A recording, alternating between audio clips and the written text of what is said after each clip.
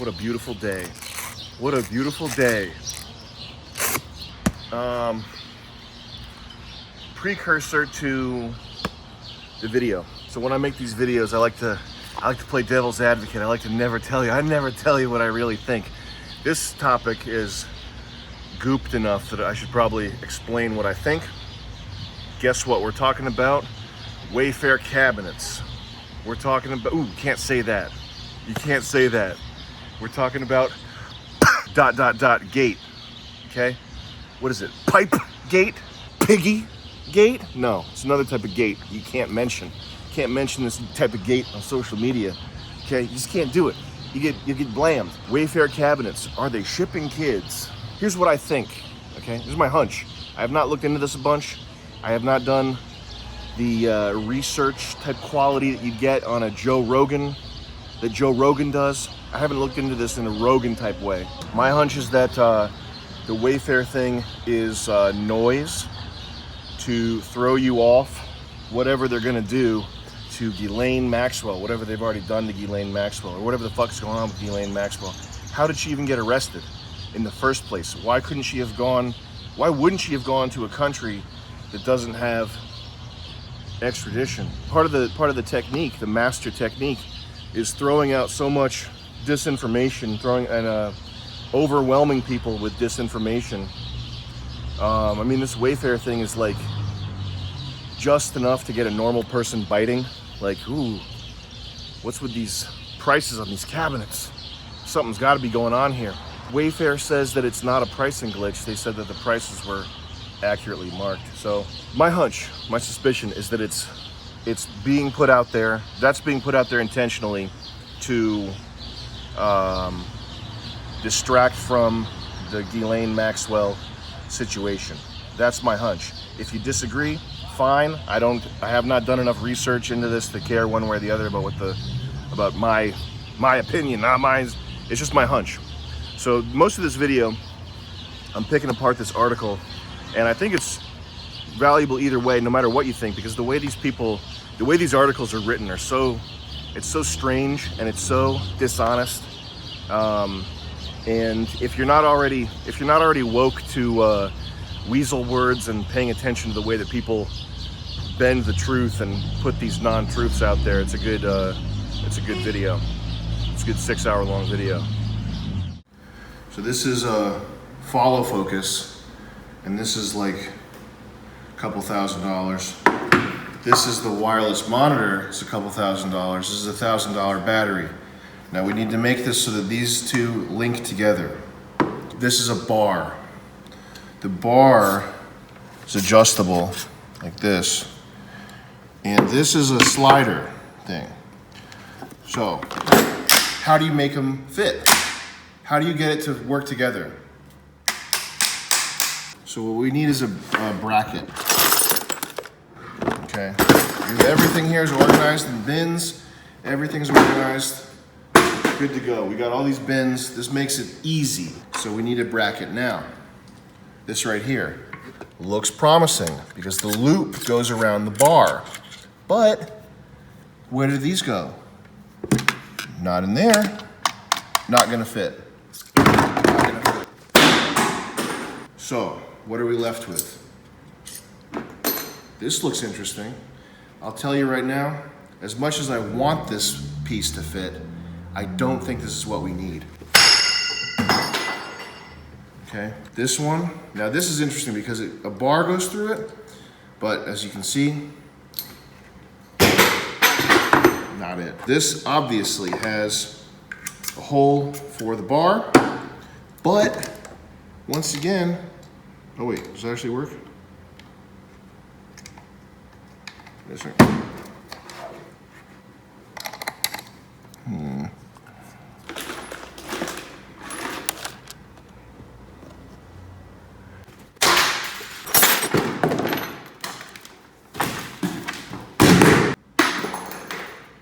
Okay, it looks like I don't have the part. I guess we're not making a video today. Remember, you gotta buy the little... I could have sworn that I had one. Now I know it's not this thing right here. The Ronin 2 gimbal. I know it's not that. So that's it. I hope you liked the filmmaking tutorial. I hope that a lot of you out there are ready to go out. Just go out there and start shooting. Just go out there and have fun. Thank you.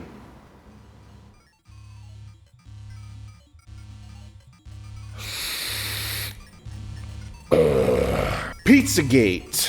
Pizzagate is a Pizzagate. Pizzagate. Let's talk about it. If you have a YouTube channel, if you have Facebook, if you have Twitter, any sort of social media presence or account, you will get taken down. You will get banned. You will get banished. You will get exiled from the playpen, the virtual playpen, if you start talking about Pizzagate and you get any sort of attention, okay? Now, that is, to me, that's the hallmark of when something is completely fabricated and untrue, you get banished from Facebook for talking about it. That makes sense to me. We do not want our little YouTube safe haven taken out, okay? If we have our YouTube taken down, if we have our Twitter taken down, where are the protesters going to learn? Where are you go get a medic? Get a medic. At this point, we cannot afford to be deplatformed. So we're going to say that on this channel, the official stance of this channel is that Pizzagate is an unfounded conspiracy theory put forth by Russian trolls, right-wing ultra-nationalists, and KKK white neo-Nazis, which there are many of. Oftentimes, I've seen many times KKK members roaming around in white hoods. I've seen that on the streets, so I know it's real. Pizzagate, unfounded conspiracy theory, neo-Nazi KKK shit, my friends. You heard it here first. It is neo-Nazi, unfounded KKK shit, and this platform, we're not getting deplatformed. This YouTube channel, this Twitter account, not going anywhere. Pizzagate's not real. We are going to draw attention to how fake and how blown out of proportion and ridiculous this Russian troll KKK Nazi conspiracy theory is. They fucking drill shit into your head with language. You know what I mean? And, you know what I mean? Like the KKK thing. You know what I mean? KKK. KKK. You know what I mean? You know what I mean? K. You know what I mean? You know what I mean? K. You know what I mean? I've never in my life seen a KKK member. You know what I mean? It's from movies. That shit is from movies. But you hear about the KKK all the time. 8 years. And black people think that shit is like pandemic. That the KKK is like this thing that it's like a real thing. Like you go out in the street, you're gonna see a KKK member. One thing I feel really bad about with black people, for real, and I'm not gonna get into a 45-minute video about how I feel bad for black people, okay? Because I already made that video. It's called My Whole Life. You know my record. You know what I'm about. But the one thing this is very serious, and there are certain things that are fucked up that make me sad, and they're not funny. And one of them is how fucking black people, black kids in school, getting drilled into their head about slavery. When I was in school, which was in the 90s, it seemed like every fucking thing they would talk about was fucking slavery. Slavery in the Holocaust. Slavery. You were a slave. They were slaves. They were slaves. They whipped him. They hit him with whips. And they tore his back up.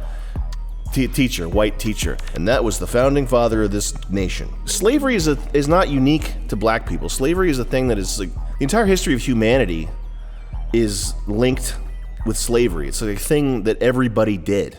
You know, there were white slaves. There was the Berber, what's it called? Slave trade? What is this bullshit? It's called Barbary slave trade. The white slaves of Barbary. And then, of course, the first link is something trying to debunk this. I don't know the figures. If you want the actual figures, you got to look this up. But there were 1 million white slaves on the coast of North Africa.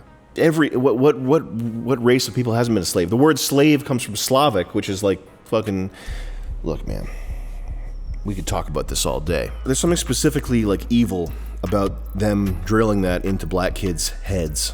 That's not an accident. It's not an accident that they're like brainwashing black kids into thinking that they're like this cosmically oppressed class. And now it's part of like black, now that's like a huge part of black culture is like how much you can suffer.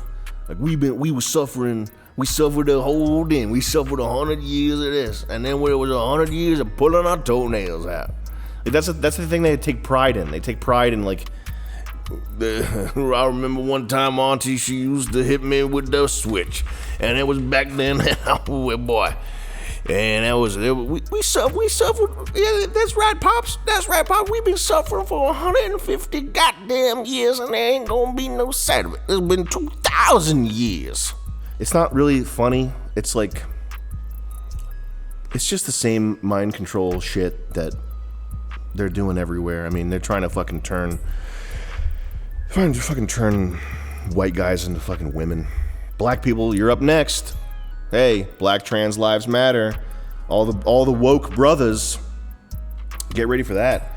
They got fucking all the NFL stars wearing dresses. What's that about, huh? Jeez.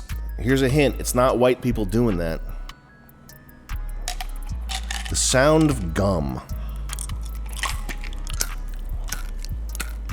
Anyway, you can't talk about anything directly or openly now. You have to, everything has to be veiled and obscured and hinted at, and even then you'll get accused of dog whistling. One of those words, that's like a nautical sailboat. You're sailboating right now.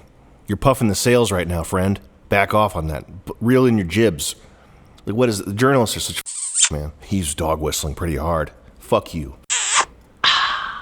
He's pinwheeling. He's whirligigging. He's helicoptering. He's flapping his wings right now. The mind of a journalist is like a fucking carnival of garbage. We cannot talk about this Pizzagate stuff. If we talk about it, then we'll be throwing fuel on the fire. We're throwing fuel on the fire. That's one of those terms, man. Think about just anytime you hear something, train your ears to go, huh? Yeah, we wanted to have this whole freedom of speech thing. We wanted to be able to talk about the problems that are eventually going to boil over into violence, but we can't talk about the shit that is leading up to this violence. Look, man, I get the boiling frog thing. You have to slowly inch the Overton window to the right so that nobody gets wise to it. But we cannot openly discuss the things that are going to eventually lead to gruesome violence. So we have to talk about it in code. So Pizzagate's not real. Pizzagate is fake. It is a conspiracy theory. It is unfounded. And if we talk about it, we'll be throwing fuel on the fire. Okay, the founding fathers, they wanted free speech. If only you could get a time machine and send a NYU journalism grad student back in time to the founding of the country and explain to the founding fathers that certain types of speech would be throwing fuel on the fire, they would probably go, oh my God, we didn't even think about it that way. Throwing fuel on the fire? Oh, you're right. The First Amendment, we need to put in a clause that you can't throw fuel on the fire. Your suspicion of a secret crime is hateful. The RIP Epstein shirt got taken down from Shopify, and the reason why it got taken down from Shopify was for bullying. Think about that for a second. Shopify, and this is not like some low-level thing where some Indian customer service guy was alerted to the image and saw it and said, oh, this looks like it is a problem. I will take it off Shopify. No.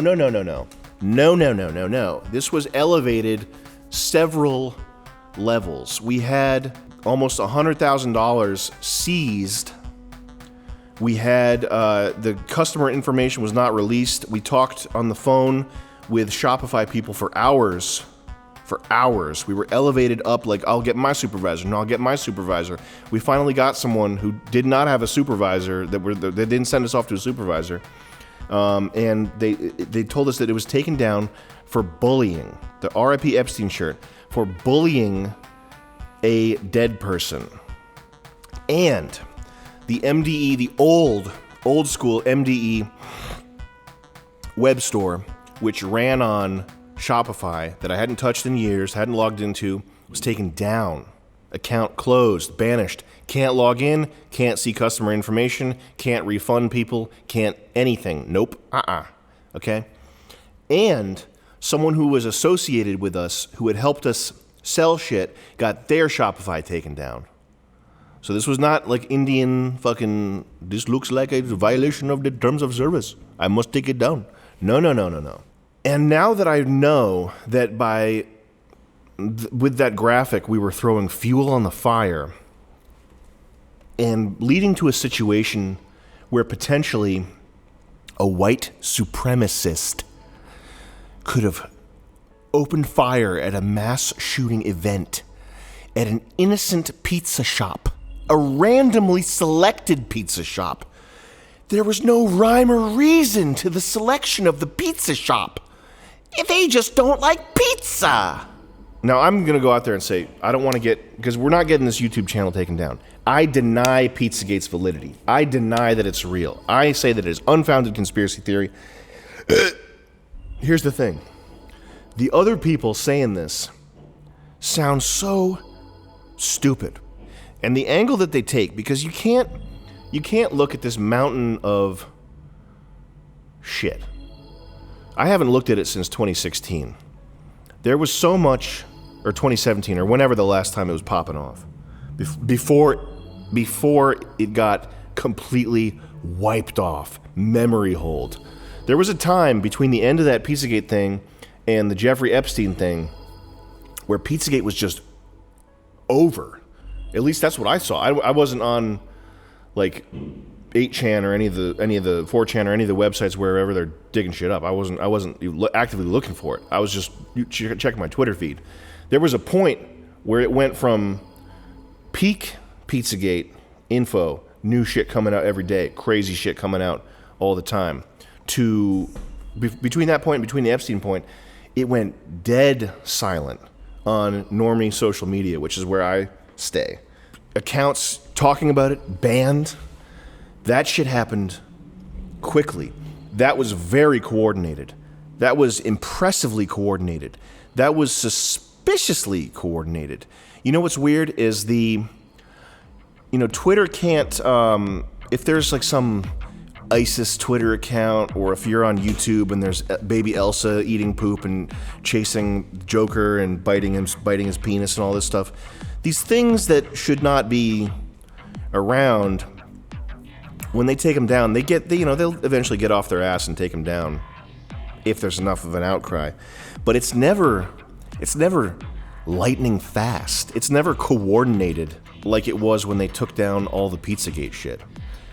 That shit was very impressively coordinated. Now I'm saying that it should be the case because it's an unfounded conspiracy theory, unfounded, unconfirmed conspiracy theory, hateful, that throws fuel on the fire, and we have to stop it before random pizza places are getting shot up everywhere. But they were impressive when they took them down. The coordination of the Pizzagate shutdown was impressive. And I'm saying that's a good thing. Good job. So let's talk about this article. Let's talk about this Wayfair shit. Crazy Wayfair. QAnon. Now, is this a diversion? Is this something that's thrown out there to divert attention from Ghislaine Maxwell? Let's see. Who's the Wayfair CEO? Here's the thing. I was debating doing this video because I saw it and I said, you know what, that's still so QAnon-y. I'm going to skip over that. This Wayfair stuff, there's no way they're trafficking children with cabinets. There's no way that they're selling these cabinets and that's the price of the child. Okay, that's a joke. That's a joke. You kidding me, buddy? You kidding me? This is what you spend your time doing? I read the New York Times. I read the Atlantic. I read New York Magazine. Okay? I read articles written by like Indian professors like Niraj Patabjab. And he tells me that the economy, that people being jobless is actually a good thing for the economy because it's 2020. Okay? And he tells, this guy, listen, Dr. Anthony Fauci is the most esteemed medical professional I've ever heard of. I mean, this guy's written, I personally read his papers. I can vouch for him. Well, when he's not keeping the country informed, Dr. Anthony Fauci is taking some tough questions from some of the most curious Americans. I'll take your mind off that big orange jack off. Please, please, Dr. Fauci, hold me. Not too hard, this is just play. Please, please, Dr. Fauci, kiss me. Really hope that you are gay. Please, please, Dr. Fauci, spank me. I've been very bad today. I don't think you need to worry about the tooth fairy. So when you get your tooth fall out, you stick it under the pillow, and I'll guarantee you that that tooth fairy is not going to get infected and is not going to get sick. A genius immunologist, grad of Cornell with a doctorate, dropped in the middle of a pandemic, yet stopped by the president for all of the press he did, cause tantrums from a toddler trump facts from a scholar. They call him the mass king. Why aren't we listening to someone of his stature and position? He was awarded the Presidential Medal of Freedom. Dr. Anthony Fauci. My name is Dr. Anthony Fauci. And there's a million things I haven't cured, but just you wait, just you wait. Dr. Anthony Fauci. Die, coronavirus. Because of you, I can't go see Hamilton. Now I know who not to vote for when all this is done. Now we know who not to vote for when all this is done.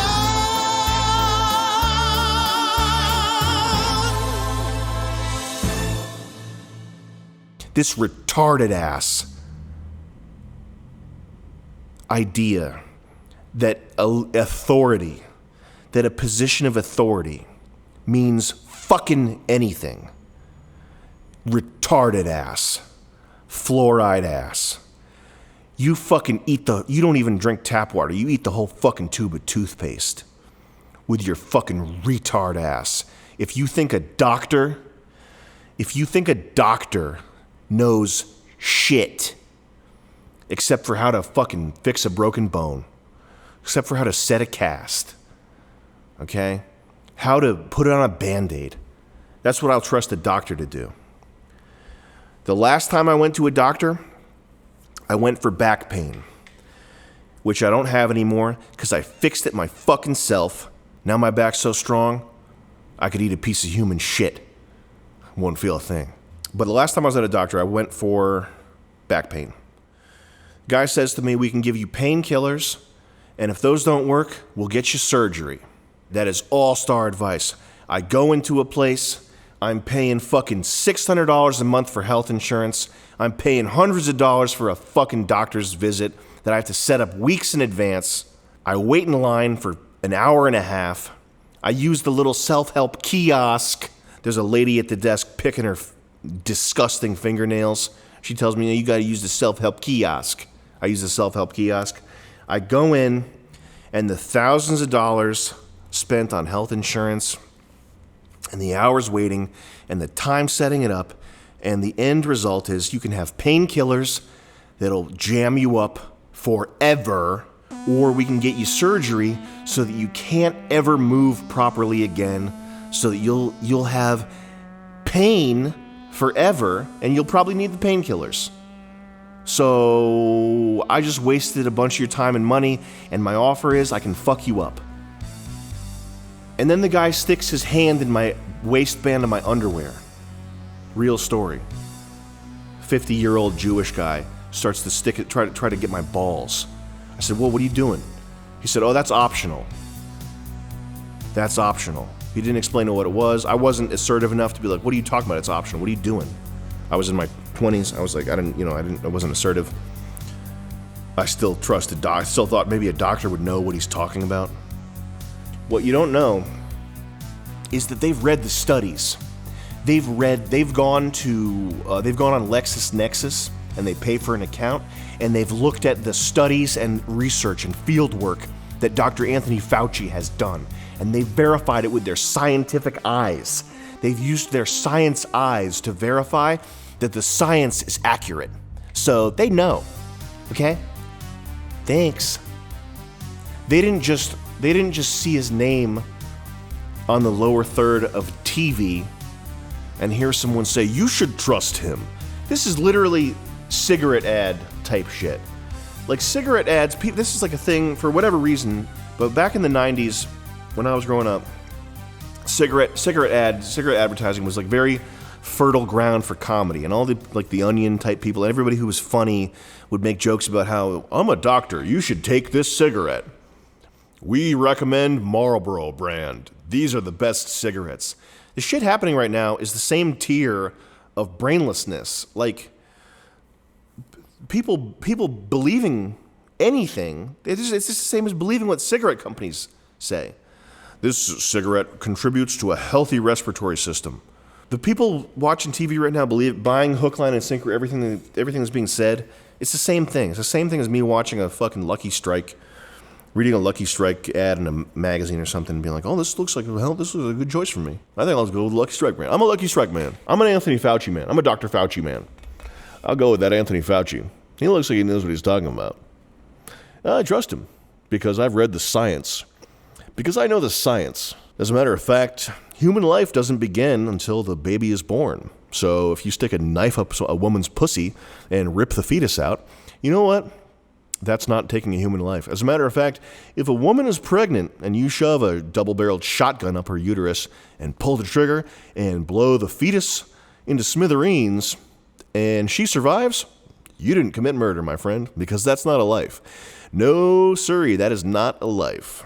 The idea that a little tiny human, shaped like a fucking human, with a human fucking face, it looks like a mini baby. The idea that that's not a life, I don't even care. Fucking abort it, kill it, whatever. Do whatever you want. Stick a knife up your fucking pussy, you dumb bitch. Fucking stick a hanger up there. Stick a fucking coat hanger up there and pull the fetus out, you stupid retarded cunt. Do whatever you gotta do. I don't care. I don't care about your retarded kid, you fat bitch. You think I care? You think I care about some fat crackhead's dumb fucking baby that's gonna grow up to be a crackhead? Fuck you. Yo, my God, man. And I understand the moment the sperm touches the egg, that's whatever. Think what you want about that. I'm talking about the thing that it actually looks like a fucking baby. Okay, I'm talking about that thing. It's just a clump of cells.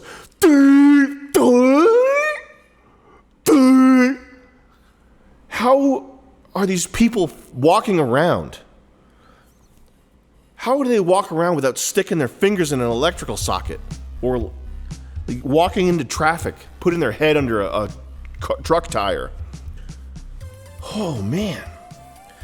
That's why language is so important, because language is what's being used. Language is what is used to shift the Overton window without you knowing about it. Language is what's used to justify horrendous crimes. Anytime you start hearing words where you haven't heard them in a while, not necessarily words you have to look up what they mean, but words like unnecessarily unwieldy. This is the thing. You can imagine someone in a back room somewhere going, yeah, that's what we should call it. Like weapons of mass destruction. Weapons of mass destruction. That's the term that was used to sell the 10 or 15, however many years of taking our best young men, sending them over, getting them PTSD, getting them burnt out, getting them alcoholic blowout, getting them fucked up. That's the term that was used to sell that. Weapons of mass destruction. Well, they have weapons of mass destruction. That sounds crazy. Weapons of mass destruction. I've never heard of that before. I've heard of bombs. I've heard of nuclear weapons. I've heard of machine guns. What's a weapon of mass destruction? All right, so I don't know what to think about the Wayfair cabinet scandal, cabinet gate. Is this just to throw the attention off Ghislaine Maxwell when they shoot her in the head, or is this a legitimate thing? Well, I don't know. Okay, and I'm not looking into it. I'm not going on these fucking websites to look into it. That's for you. So you're gonna have to do your own research on that. But I do want to talk about this, okay? Because Pizzagate is an unfounded, unconfirmed, uncircumcised. What I want to do with this channel, that's not going to get deplatformed now because I'm a believer in the fact that it's not real. What I want to do is I want to help out the people who write these articles debunking it, okay? No, actually, there's no Pizzagate happening in the basement of a randomly selected pizza parlor. This is my message to Snopes, my message to other people who also don't believe that Pizzagate is real.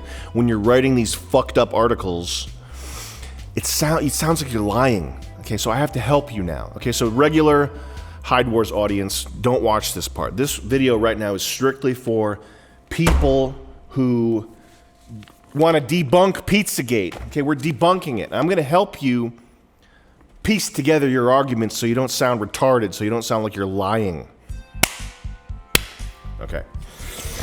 Newsweek, and what I want to do is I want to go through this article, and this is directed at Andrew Whalen, and I want to help you next time you are debunking Pizzagate, which is very important to do because we can't have these basically neo-Nazis, like an army of neo-Nazis going around saluting Adolf Hitler and shooting up random pizza parlors. We can't have that happening, so I have to help you right now. Andrew Whalen, we're going to help you earn your $25 an hour, whatever pathetic amount of money you whore your soul out for. Kids shipped in armoires? That's the voice that you're supposed to read that in. I asked him, I checked in with him, I emailed him actually, and he said that's actually the voice that I used when I wrote that. I don't think it's important what the kids are shipped in.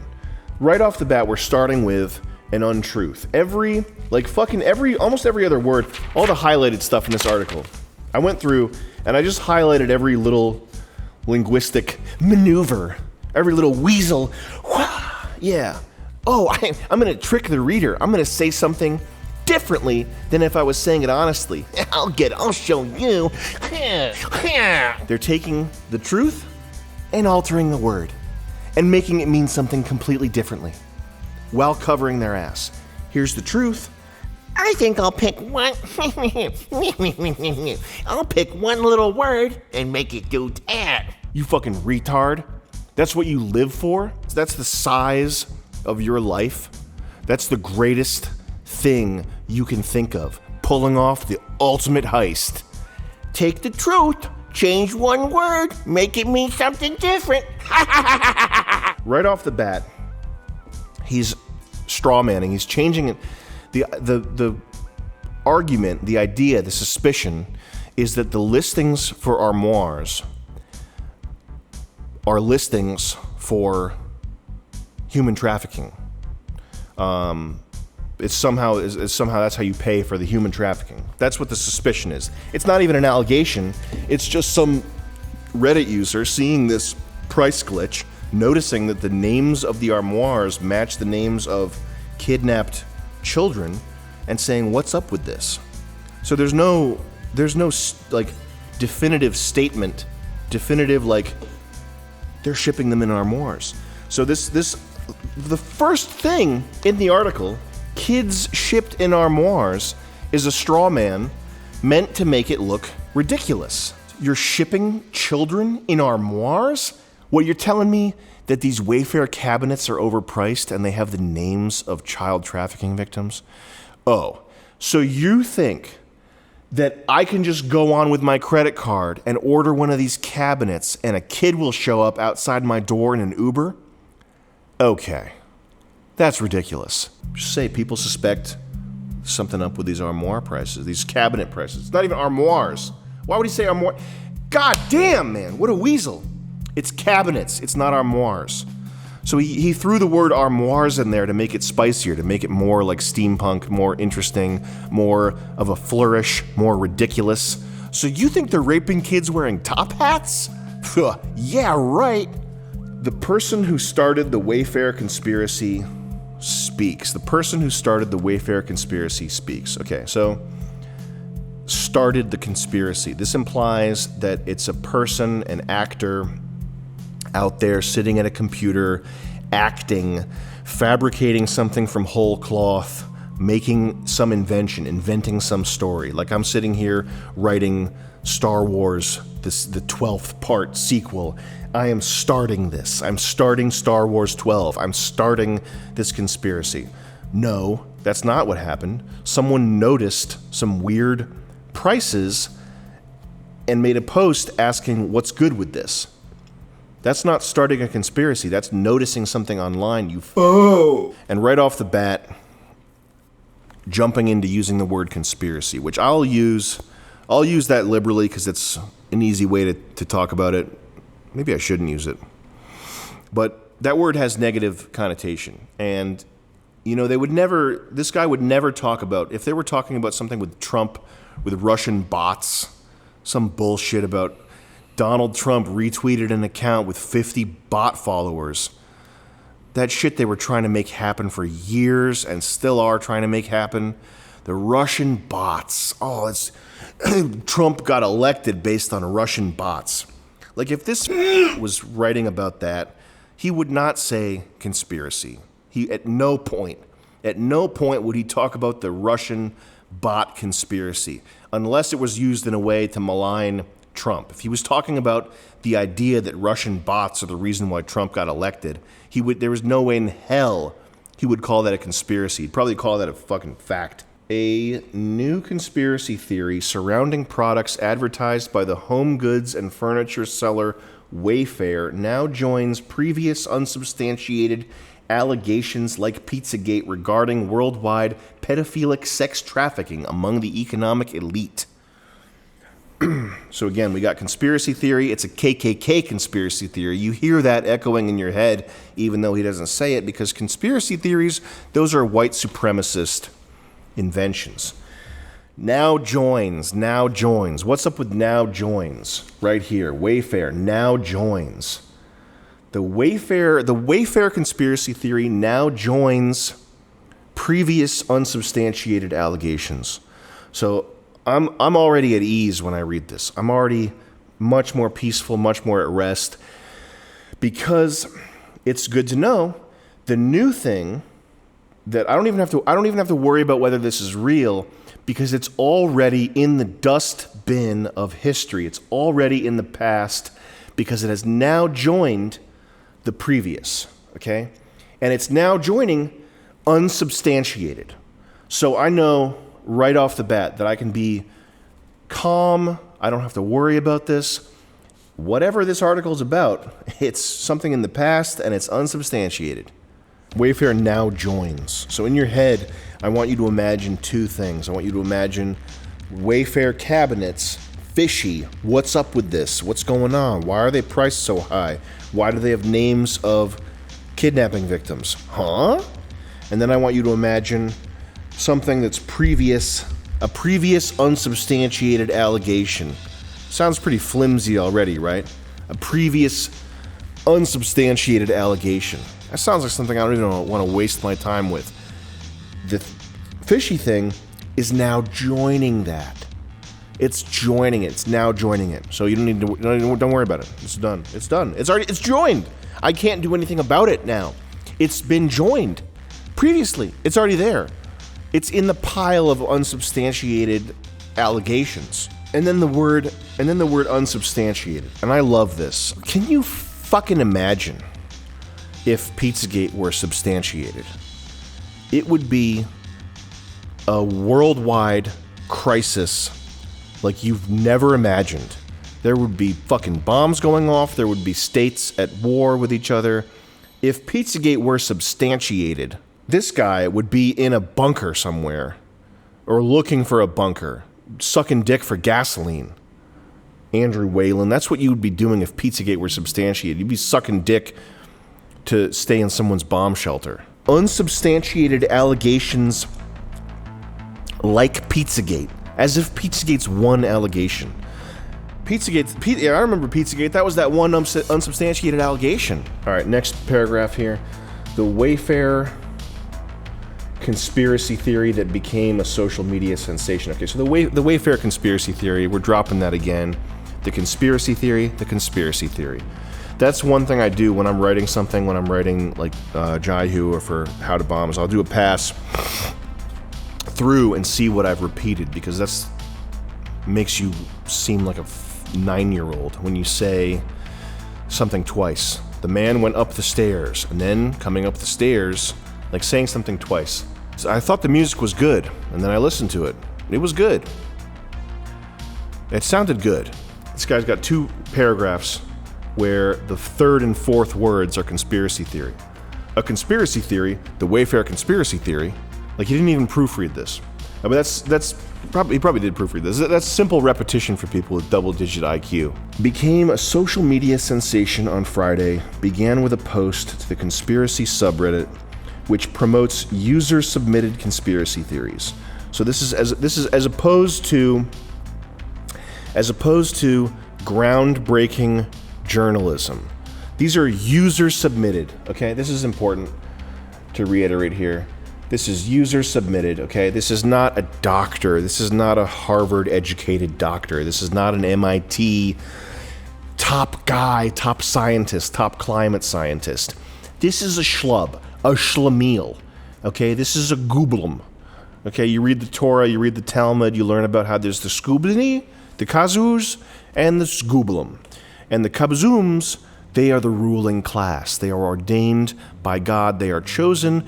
The shlublums and the gublums and the dublums, these are the gublums that get circumcised.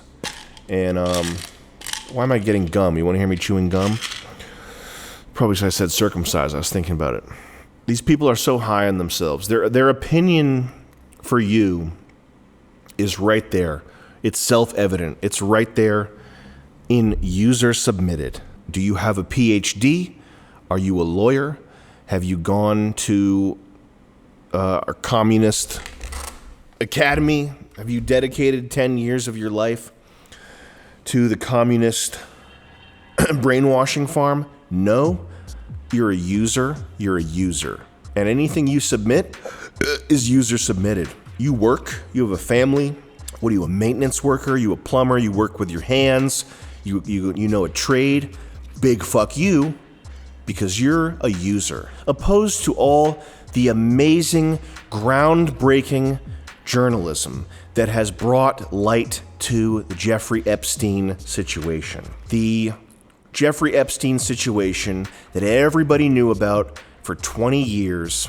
Users submitted, unlike a credentialed, exhaustive research from these journalists, the credentialed research that cracked the case with the decades of kid raping in Hollywood. Oh, wait a second. Something's not adding up.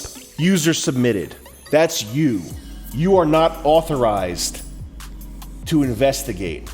Many thinly evidenced or unevidenced. So you don't even need to know the substance of the arguments here, okay? Do not look into Pizzagate. Do not look into Wayfair cabinets, because many of them, I'll save you the time, many are thinly evidenced or unevidenced. To more than 1 million subscribers.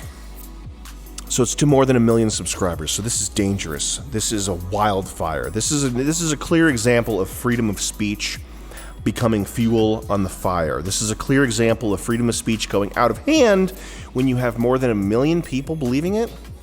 But if it was a couple hundred or a couple thousand people, then he would paint it the other way. He would say it's a fringe crackpot thing that only 2,000 people even bother reading about. So either way, it's bad. You have too many, it's dangerous. There's too many. There's 1 million people, over 1 million users. You're telling me you have a megaphone that big and you're spreading this irresponsible information? You're out of your mind, buddy. You're telling me there's 2,000 people? There's only 1,500 people? This can't possibly be real. It's a bunch of crackpots, a bunch of people, a bunch of hoarders. What's the right amount of subscribers to have if you're doing citizen journalism? Many thinly evidenced or unevidenced. Can you imagine the look on his face when he wrote that? The original thing here, from Redditor Princess Peach 1987. If Andrew Whalen even has the story and the timeline right, which I'd be surprised if he did. But this is what set it off. Is it possible Wayfair involved in human trafficking with their WFX utility collection? Or are these just extremely overpriced cabinets? Note the names of the cabinets. This makes me sick to my stomach if it's true. Redditor Princess Peach 1987 posted on Thursday. alongside a screenshot from Wayfair's mobile website featuring 4 storage cabinets, products named Naraya, Yaritza, Samaya, and Olivia that cost between $12,699 and $14,499. This is not the complete malicious wholesale fabrication of a crackpot conspiracy theory that this guy wants you to think it is. Here's what happened. A person on Reddit went, "What's this? Thing that should cost a couple $100 marked for $15,000 with a name, a girl's name. What's this?" That's just noticing something weird. That is basic human behavior.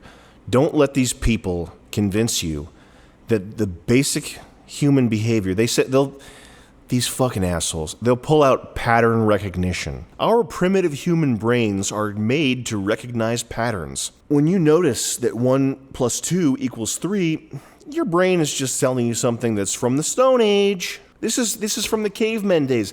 If you notice that all armed robbers wear masks, your brain is just recognizing some pattern that you would have helped you in the Stone Age, but in modern times, it only leads to these crazy fuel in the fire situations. Looking at a $15,000 steel cabinet and wondering what is up with that.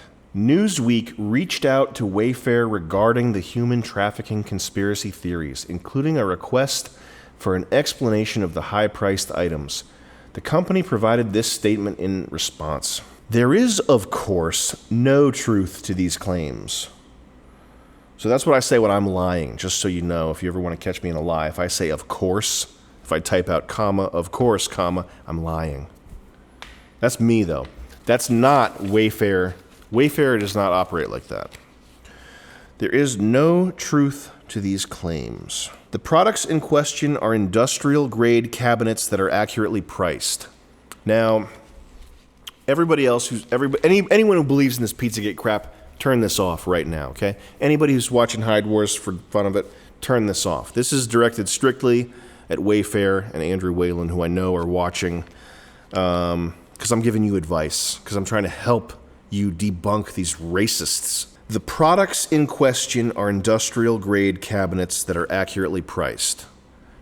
You should not have said that. You are now painted into a corner of having to justify a $15,000 price tag on a steel cabinet, when in fact it would make much more sense to say something about shipping bots, a computer error, the decimal was moved over, the pricing was wrong, like whatever. We have a lot of suppliers on our website and they work with bots and this got listed wrong. You should have said something like that. Saying that the cabinets are priced accurately, that is now a problem because they're not priced accurately. Let's see what the top of the line cabinets are. Industrial grade cabinets. We will go to Nationwide Industrial Supply, Grainger, Global Industrial. Top results. Let's see, we got Standard Industrial. That's too cheap. These are not standard cabinets. These are the Rolls-Royce of cabinets. We got Heavy Duty Visual Storage, Standard, Deluxe. That might be the one. Jumbo. Extra heavy duty, lockable, extra heavy duty. All right, let's check out super extra heavy duty. Check out deluxe. Those sound expensive to me. Here we go. We got the various widths and sizes, the heights, 78 inches tall, $718. So this website where I'm getting them, actually, you know what? Right now, I think I might cancel this video and buy some of these cabinets and flip them. Because there's obviously a pricing glitch on this website. This super heavy duty one, this is $865, $730, $1,047. So these are 15 times cheaper than they should be. So I should probably cut this video and spend all my money buying these cabinets and then flip them for $10,000. So Wayfair coming out and saying that they're industrial grade cabinets that are accurately priced, it's probably bad. Probably should not have done that. Because I don't know if you can even buy a cabinet for $15,000.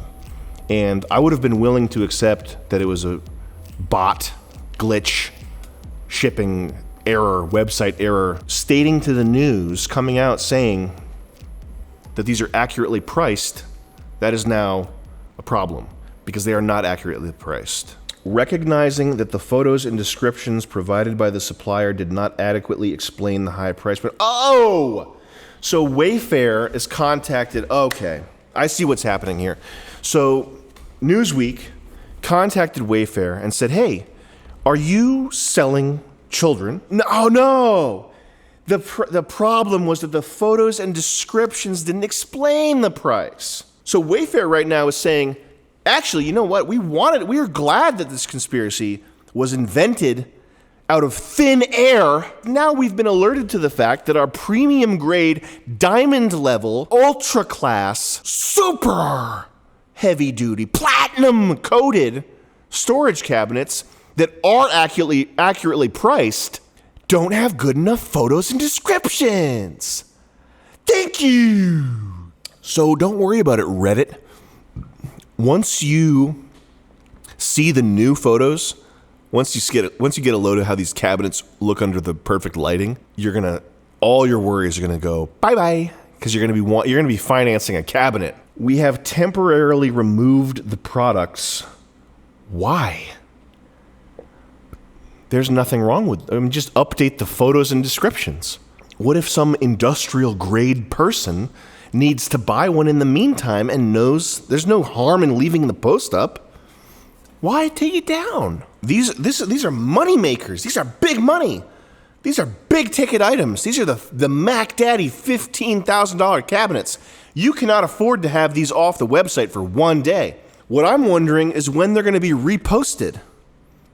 When are these $15,000 accurately priced cabinets going to go back up with the new photos? Nothing secret or fishy ever happens. The only things that ever happen are things that are talked about on the news by authorities, by Dr. Anthony Fauci. I want to see the new photos and descriptions. Who's going to write the descriptions? Is the description going to be really eloquent or what? What's going on? I can't wait. How long is it going to take? I wonder if I'll never hear about this again. I wonder if everybody who posts about this on Twitter and Facebook gets their account taken down or gets a warning and the post removed. I wonder if that'll happen. I wonder if you type Wayfair in right now where your name goes on a list. That stuff's now that's talking conspiracy theory. Now that's big conspiracy theory. Now you're talking crazy. Now you're talking crackpot. You know what? The idea that people in power use that power to preserve that power, lawfully or unlawfully, that's crazy. Put your head in an oven. Kill yourself right now if you think that's the case. If you think that people do surreptitious, secretive things to gain power, to maintain power, for fun, for whatever reason, if you think that human nature includes the capacity to be dishonest, something is wrong with you. Drive into a wall at 120 miles an hour in a Mercedes. Michael Hastings, crackpot, conspiracy theorist, bye-bye, fuckhead. Look him up, Michael Hastings, horrible guy. We've removed the products until we can accurately depict the product to clarify the price point. That is what everybody was in an uproar about, was we were not clear on the price point. That's why I was freaking out. That's me personally. I wasn't clear on the price point. I didn't know. When I see prices that are unfair, I freak out. I start posting on our conspiracy. I start posting on 8chan. I go crazy when I see a price that's out of whack. So knowing that they're going to clarify the price point and not why the fucking cabinets are named after kidnapped kids, they do it like IKEA. So, you know how you go to IKEA, you can get a bed that's the Elgrund bed or the Geblockskar. cabinet or the Scoobnuts chair. So here's the deal, and I know this firsthand because I talked to Wayfair. I talked to their head of operations, Bill Hutchison. Here's the deal. We've got these industrial cabinets. They're top of the line. $15,000 for a cabinet. Better than any cabinet anyone's ever done. The type of people who order industrial cabinets, they're not gonna wanna see, extra heavy duty, double seam welded, 2mm thick panel, 5-shelf cabinet.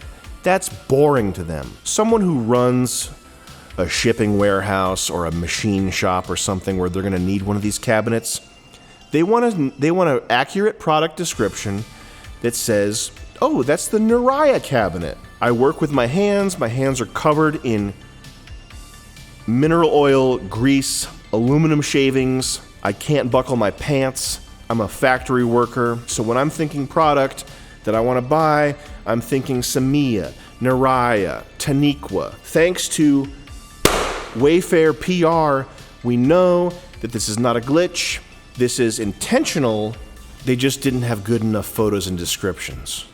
I don't know if this is fucking real, whatever, but I do know that that Wayfair company representative told Newsweek that the prices were accurate. He didn't explain why the cabinet's called the Michael Jackson cabinet. So the cabinets are accurately priced, and they're supposed to be called the Chiniqua, the Nariah, whatever. That's very strange. Why would they call it the Tamiya? Does not make any sense.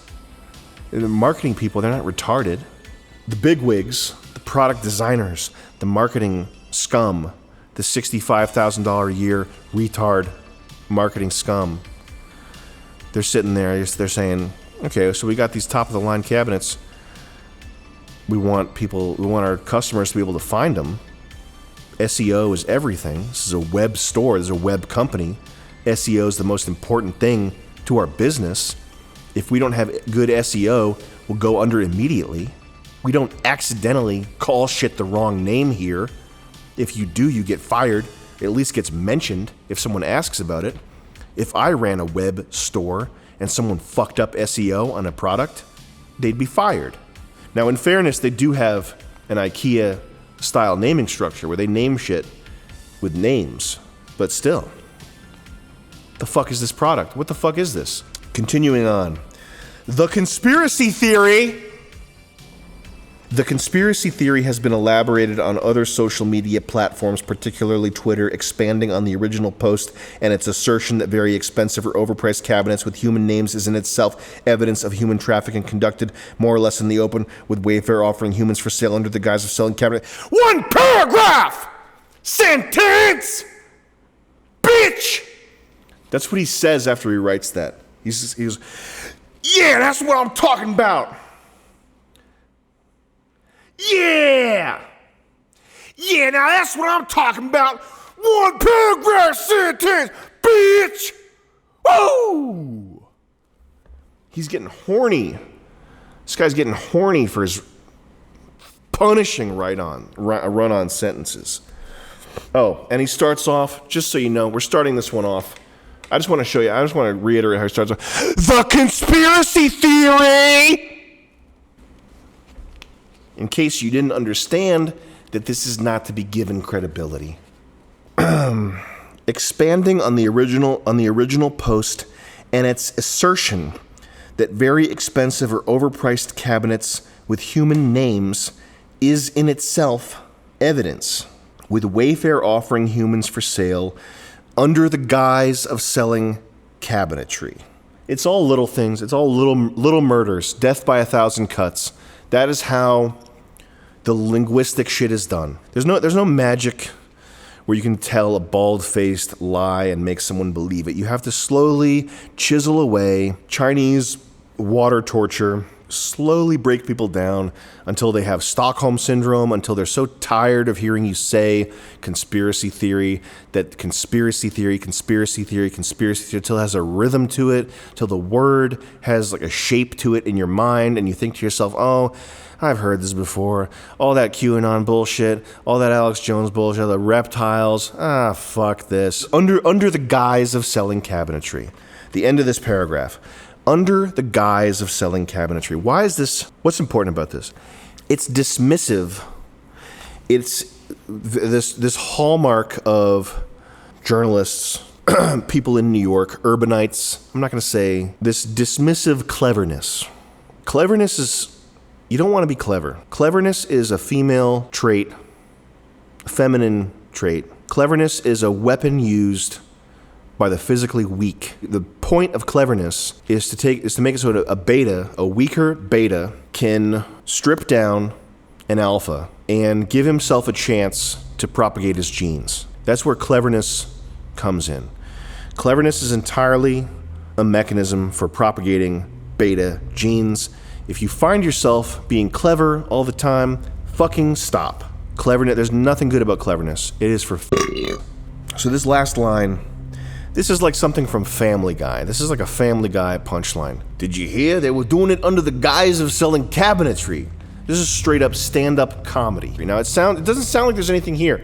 I promise you though, the point of writing that is to make it so that this whole thing in your mind reading it feels like a stand-up comedy setup, feels like a sketch comedy, feels like an Onion article. Under the guise of selling cabinetry. Oh, you think there's some shadowy cabal under the guise of selling cabinetry? So you're telling me that you did a bunch of terrible stuff under the guise of selling cabinetry? This is like the Onion. Can you believe the stuff they're coming up with online? Can you believe what they're saying on Reddit? What they're making up whole cloth from thin air, elaborating on. And at the end of the day, it's under the guise of selling cabinetry. Kids shipped in armoires? You know that thing your grandma has in her room, that big old armoire? Well, they think that they're shipping kids in them. In chat conversations with Newsweek, in chat conversations, you don't need to say chat conversations. Andrew Whalen, who nobody fucking will ever give a shit about. Andrew Whalen, your own family, you're interchangeable. You could vanish tomorrow and nobody would really care that much about you. Andrew Whalen. Who? You have nothing. Nobody cares about you. In chat conversations, you can say in conversations or in chats. You don't need to say in chat conversations because you sound like a bimbo. This guy writes for Newsweek? Isn't that a magazine that comes printed on paper? Isn't that like a thing? Newsweek? This isn't like some blog. This is written so poorly. Fuck! In chat conversations with Newsweek, Princess Peach 1987 described seeking out, and he says, and this is another thing, he keeps saying Princess Peach 1987. Like, I'm sure, of course, Princess Peach 1987 did not want to disclose her full name, obviously. But she could have used an alias. She could have said, who knows what she said to this guy in their conversation. She could have said, for the purposes of our conversation, for the purposes of your article, call me Jennifer. He could have said, at the beginning of this, a Redditor who we'll call Jennifer, but he keeps saying Princess Peach 1987. And the whole point of that is to make it so that for those of you who are not serious Redditors, who are Newsweek readers, that this sounds like a bunch of fake shit. Yeah, we got a hot tip. We got a hot tip on the crime of the century from Star Trek fan 1891. That right there is an attack. That right there is an attack. It's these little things. They're never going to come out and say, fuck you if you believe in this. They're just going to keep any little point, any little thing. It doesn't even matter. Like, you don't notice it. It's so petty. It's so petty for me to point out that he's using Princess Peach 1987. It's such a nothing thing. It's so unimportant. And that's a major way that people like this warp reality. While they at first surmised that they may have stumbled across unlisted dropshipping sales, which thankfully we now know cannot be the case because Wayfair has said that they were priced accurately, and the only issue is that the photos and descriptions are not good enough, so that's all junk. Unlisted dropshipping sales, no. Facebook posts also suspicious of the pricey listings and with them blah blah blah. More inclined to listen to their suspicions that they may be something more to the listings. This isn't even an issue. This isn't even a manipulation issue. This guy's rapping like Eminem right now, and this is a public schools issue. This is what happens when you go to public schools. This is what happens when you live in New York City and drink tap water. This is what happens when you eat the entire tube of toothpaste. Andrew Whalen, turn your phone off, pick up a book, piece together how they do it in all the words that are in the books. Figure it out for yourself. Because right now you sound like you have a learning disability. Unlisted dropshipping sales, also suspicious of the pricey listings, more inclined to listen to their suspicions, maybe something more to the listings. It's idiocy. Idiocy. Prominent arrests like that of Jeffrey Epstein for the alleged trafficking and sexual assault of underage girls have shown that extensive pedophilia networks do exist, but the details, quote unquote, that's what it says here, the details of the Wayfair theory do not make a credible case. You understand? But the details of the theory do not make a credible case. As if you're sitting in a courtroom listening to a case being presented by investigators. This is an internet hunch that has been followed up on for a few days or however long. If they made a credible case, it would be nationwide news. Dumb fuck. They don't make a credible case because it's an internet hunch that is being followed up on that is a few days old. If it was a credible case, it would be the story of the year, you fucking dum-dum. And I want to say, this guy, if you put him back in 1998, he would be saying the same thing about Jeffrey Epstein. There would be an article by Andrew, what is this guy's forgettable ass name? Andrew Whalen. There would be an article by Andrew Whalen that says, the details of the Jeffrey Epstein theory do not make a credible case. Same shit. They don't make a credible case because you're not an investigator. You're not an actual journalist. You are a blogger. You are crawling along the ground on your hands and knees looking for a condom to suck the cum out of. That's what your whole existence is. You work at a fucking article factory. You have 45 minutes to make an article. Does the Marvel Hulk film have enough gender inclusion? Oh, here's a condom I can suck the cum out of. Should Tony Stark be a woman? We gotta check out what else this guy has written. If you are 17, if you're 22, if you have aspirations to be the next Edward R. Murrows or whatever the fucking guy's name is, if you want to be the big newsman, if you want to provide, if you have a dream of being on the front lines of battle and being a war journalist, if that dream involves any mainstream outlet, mainstream acceptance, just pack it in. Pack it up. It's over. Your dream was smashed a long time ago by, I'm not going to say who, but you know who. And this guy's fucking licking condoms off the floor. Culture. Brandon Sanderson says he'll finish Stormlight Archive Book 4 this week. Culture. Chats with Picard and what else Star Trek fans can expect from Comic-Con. Culture. Blah, blah, blah. His Dark Materials. Fuck you. culture, Halloween Kills, The Expendables of 80s fantasy movies, and I will bet you, I'll bet you a shiny red apple. I bet you a shiny red apple that if I click one of these fucking Star Trek articles, it's gonna be so well written.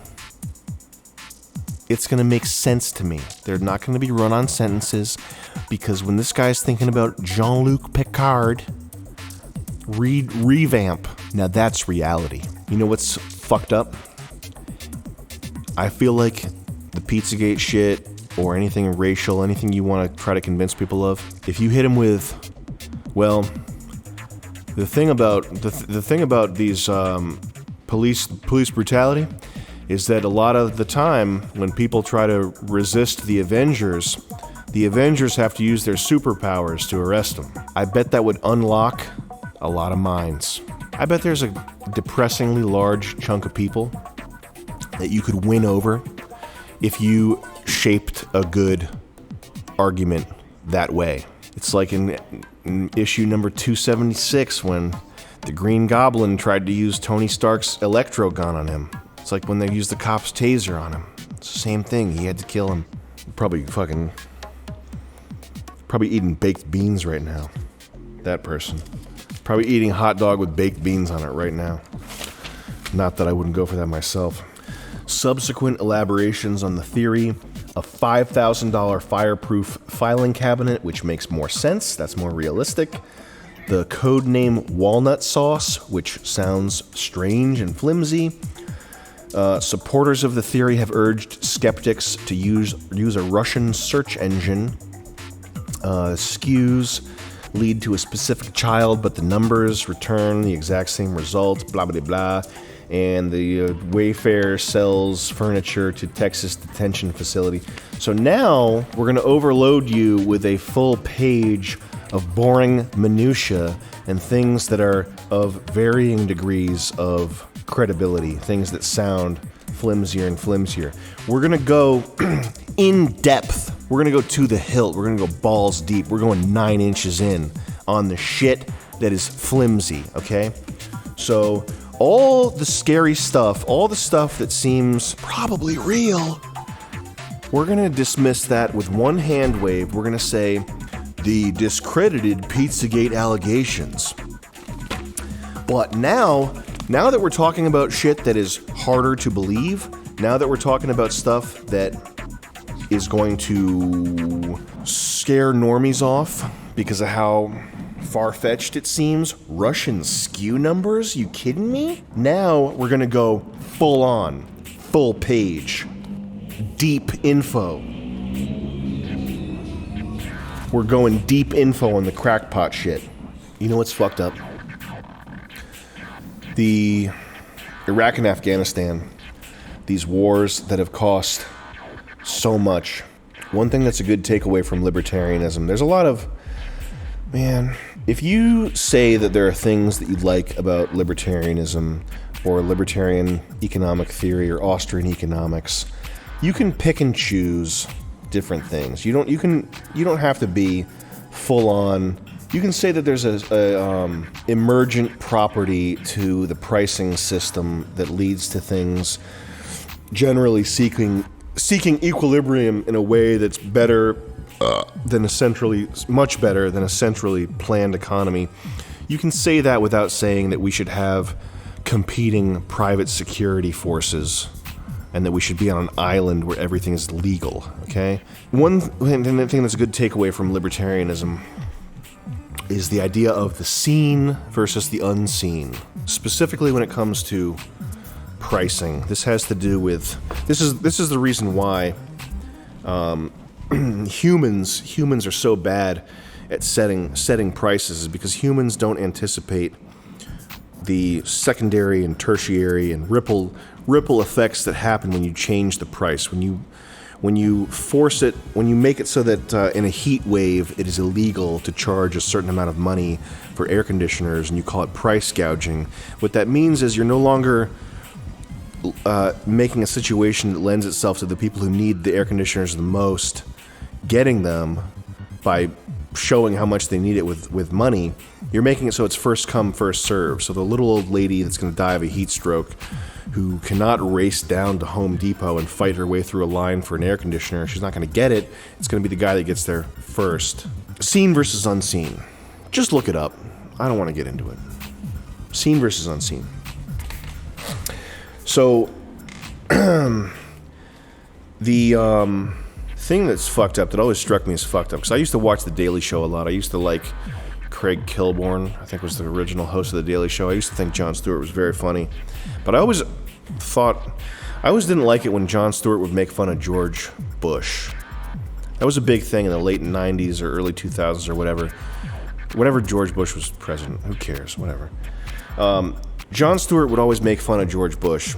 And he would always make fun of George Bush's grasp on language. He would always make it seem like George Bush was a dumb yokel.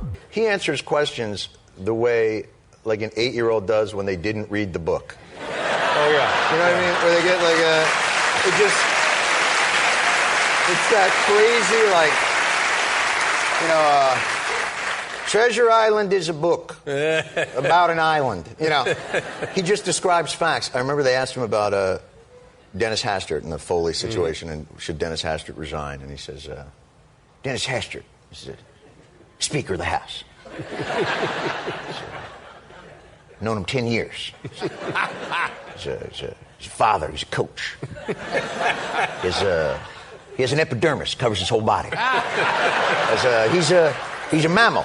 His kind have live young, no eggs. You know. He would always make it seem like George Bush was operating with a 85 IQ.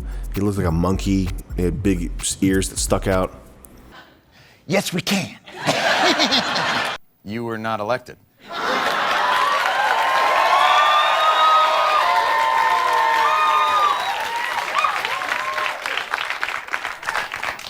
I hit a nerve. The thing about George Bush, though, is that George Bush was an eloquent motherfucker when he was campaigning. Uniting people and setting an agenda that's hopeful and optimistic, bringing people together to achieve that agenda. Coming into Washington, D.C. and saying it is important to have an administration with a different attitude. We got to reject zero-sum politics, pitting one group of people against another and elevating the debate. George Bush took us inexorably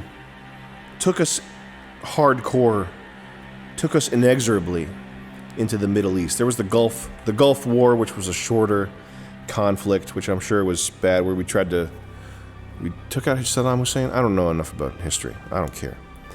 But the war that George Bush Jr., second one, got us into is the reason why we're still there. This inexorable, inexitable, perpetual, soul-sucking, money-depleting, resource-depleting, manpower-depleting war in the Middle East that was sold to the American people on a lie, the lie that there were weapons of mass destruction over there, that was sold to the American people on a pack of lies.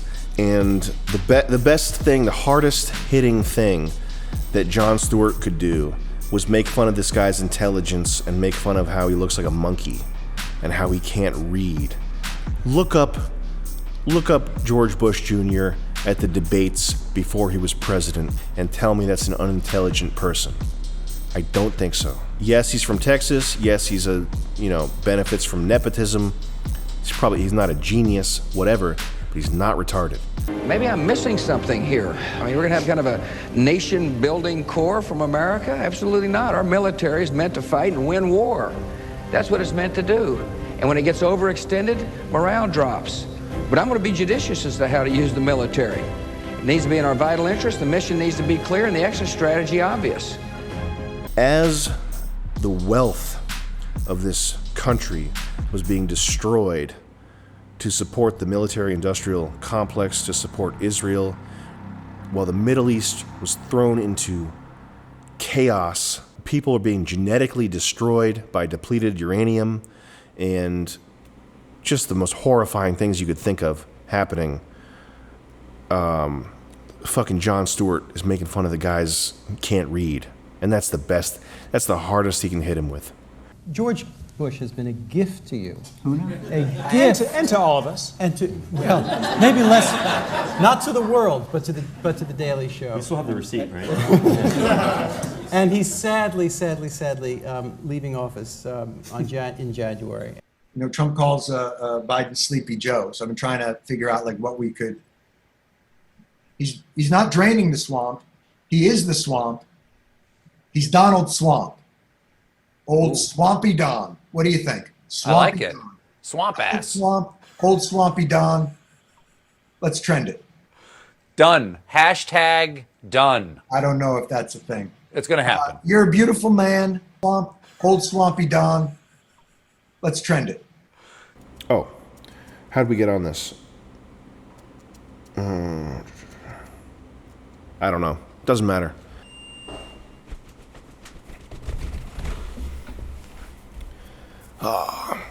Oh yeah. I don't like Jon Stewart. That cleverness, that beta shit. I just had to change the battery. Nothing else has changed. So we got a page of the crackpot stuff, or the more skeptical, less credible stuff to throw you off the scent. And now that your mind is numb from minutia, we come back to the meat and bones of the article here. At the tail end of this, I'll just point out one thing. Yeah, the Wayfair conspiracy theory took a life of its own, will likely become part of the extensive mythology regarding child sex trafficking brought to national prominence in 2016.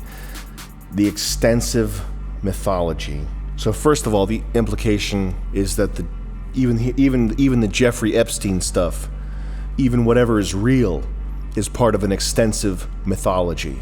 Anything that's real, child sex trafficking, it's part of an extensive mythology.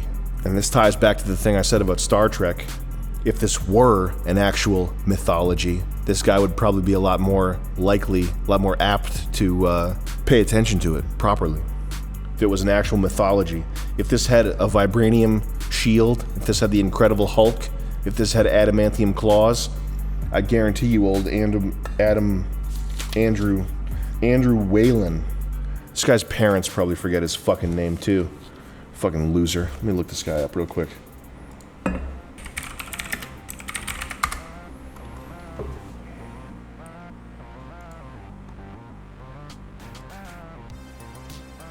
Oh man, this sucks. This guy looks like he's got a collection of whatever toy is popular right now. Fuzzies. He's got the fuzzies, and he's in San Francisco. Imagine this guy's life, man. He's got to pass through homeless people's shit every day on the way to work, and he's got to write about this fucking crap. That sucks, man. I'll change the world. I'll be a journalist. I'll make it big. I'll move to San Francisco. I'll trudge around, walking around homeless people's shit and needles, and I'll write about Doctor Who. I'm sorry, man. I'm sorry you have to deal with that. I'm sorry your life as a snail sucks so much ass. The extensive mythology concerning the rape of the world, rape and murder of life. There is an extensive mythology around these horrific crimes that are probably happening right now still, because there are no journalists actually investigating it. I'm Andrew Whalen. I graduated school and now I'm playing with Poopy in the streets of San Francisco. I watch a lot of movies. I watch a lot of shows. I'm a culture writer. I write about culture. The culture. Holy shit. Pizzagate alleged that a child sex and human trafficking ring operated by high-ranking Democratic Party officials was run in part or completely through the non-existent basement of a Washington, D.C. area pizza shop. So that's it. This whole allegation was that it all ran through a non-existent basement. So once we proved factually with ground-penetrating radar that the basement did not exist, we debunked the entirety of Pizzagate. The basement's non-existent? Time to pack it up and go home. Sorry guys, no basement here. It's not Comet Ping Pong. It's not that. It's not cheese pizza. It's not CP Ping Pong play with the balls, kitty toy fuck pizza shop, Comet ping pong. It's fun. No mention of that. It's a Washington, D.C. area pizza shop. So it's in the Washington, D.C. area. So again, we're casting doubt here. It could be any old pizza shop in the Washington, D.C. area. These wackos, these conspiracy wackos, they just latch on to the fact that it's in the Washington, D.C. area. And it could be any pizza shop. And as a matter of fact, this concerns you, reader at home, because pizza shop's a pretty innocuous thing. So if you do anything innocuous, if you drive a car, or if you drink water, you could be a Washington, D.C. area water drinker. This could fall on you. This is just something that random. Washington, D.C. area pizza shop. While easily debunked evidence began to pile up. That's the next thing in this here. So while easily debunked evidence began to pile up. I mean, he's so heavy-handed. It's so heavy-handed, putting evidence in quotes. Who is reading this and seeing the word evidence in quotes and going, yeah, got him. Get out of here with that fake-ass evidence. Get out of here with that fake-ass evidence that's so unconvincing you have to shut down all mention of it from Twitter, YouTube, Facebook. This evidence is so flimsy, fake, falsified, debunked, that if you mention it, you get deleted. While easily debunked evidence began to pile up. It's easily debunked. The word evidence is in quotes, but it should be easily debunked, this in quotes. It's so easily debunked that the specifics of it do not need to be gotten into here. And it began to pile up. The stuff began to pile up. It wasn't discovered by interested people just curiously searching for it and putting the pieces together. It began to mysteriously pile up, almost like Russian bots were behind it. It began to pile up like junk piles up in your house. It's not something you need to look at. It's not something you need to think about. It's something that began to pile up. And now that you read about it, aren't you glad that it's not here anymore? Because all that junk was piled up. Because it was piled up.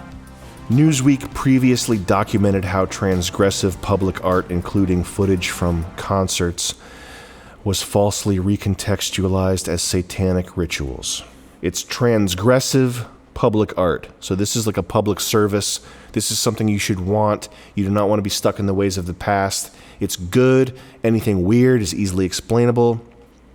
If, for example, if there was a painting of a toddler with a knife up his ass and a blindfold on and he's crying, well, it's because it's transgressive. So I know it's a little weird, it's a little bit, but still, look, this is the kind of art that's transgressive. So someone like you, an NFL watching, Newsweek reading, shlaboobum, as they say in the 6,000-year-old legal document, the shlaboobum, you wouldn't know about this transgressive stuff, but it's fine. I'll explain it to you. It's okay. It's transgressive, including footage from concerts. So these Pizzagators, these conspiracy types, they're so crazy.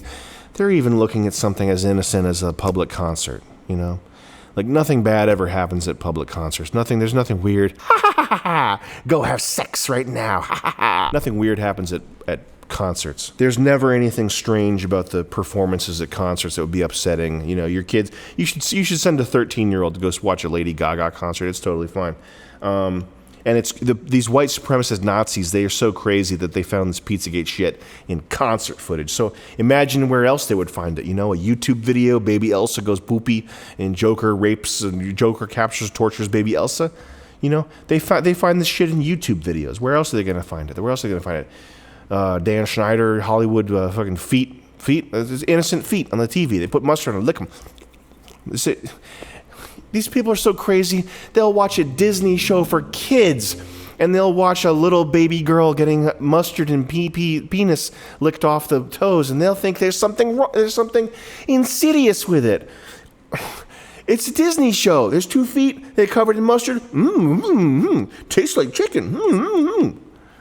They're watching, these Pizzagators are watching that crap and thinking that there's something wrong with it. They're so crazy they'll look at concert footage and find something wrong with that. What are they going to look at next? There's nothing sacred. They're making fun of the concerts now. Was falsely recontextualized as satanic rituals. It was falsely recontextualized as satanic rituals. The Pizzagate shit, they just happened upon Marina Abramovich's, however you pronounce her fucking Eastern European Jewish whatever name. I don't care. Not anti-Semitic. Whatever her fucking last name is. Abramovich. Whatever.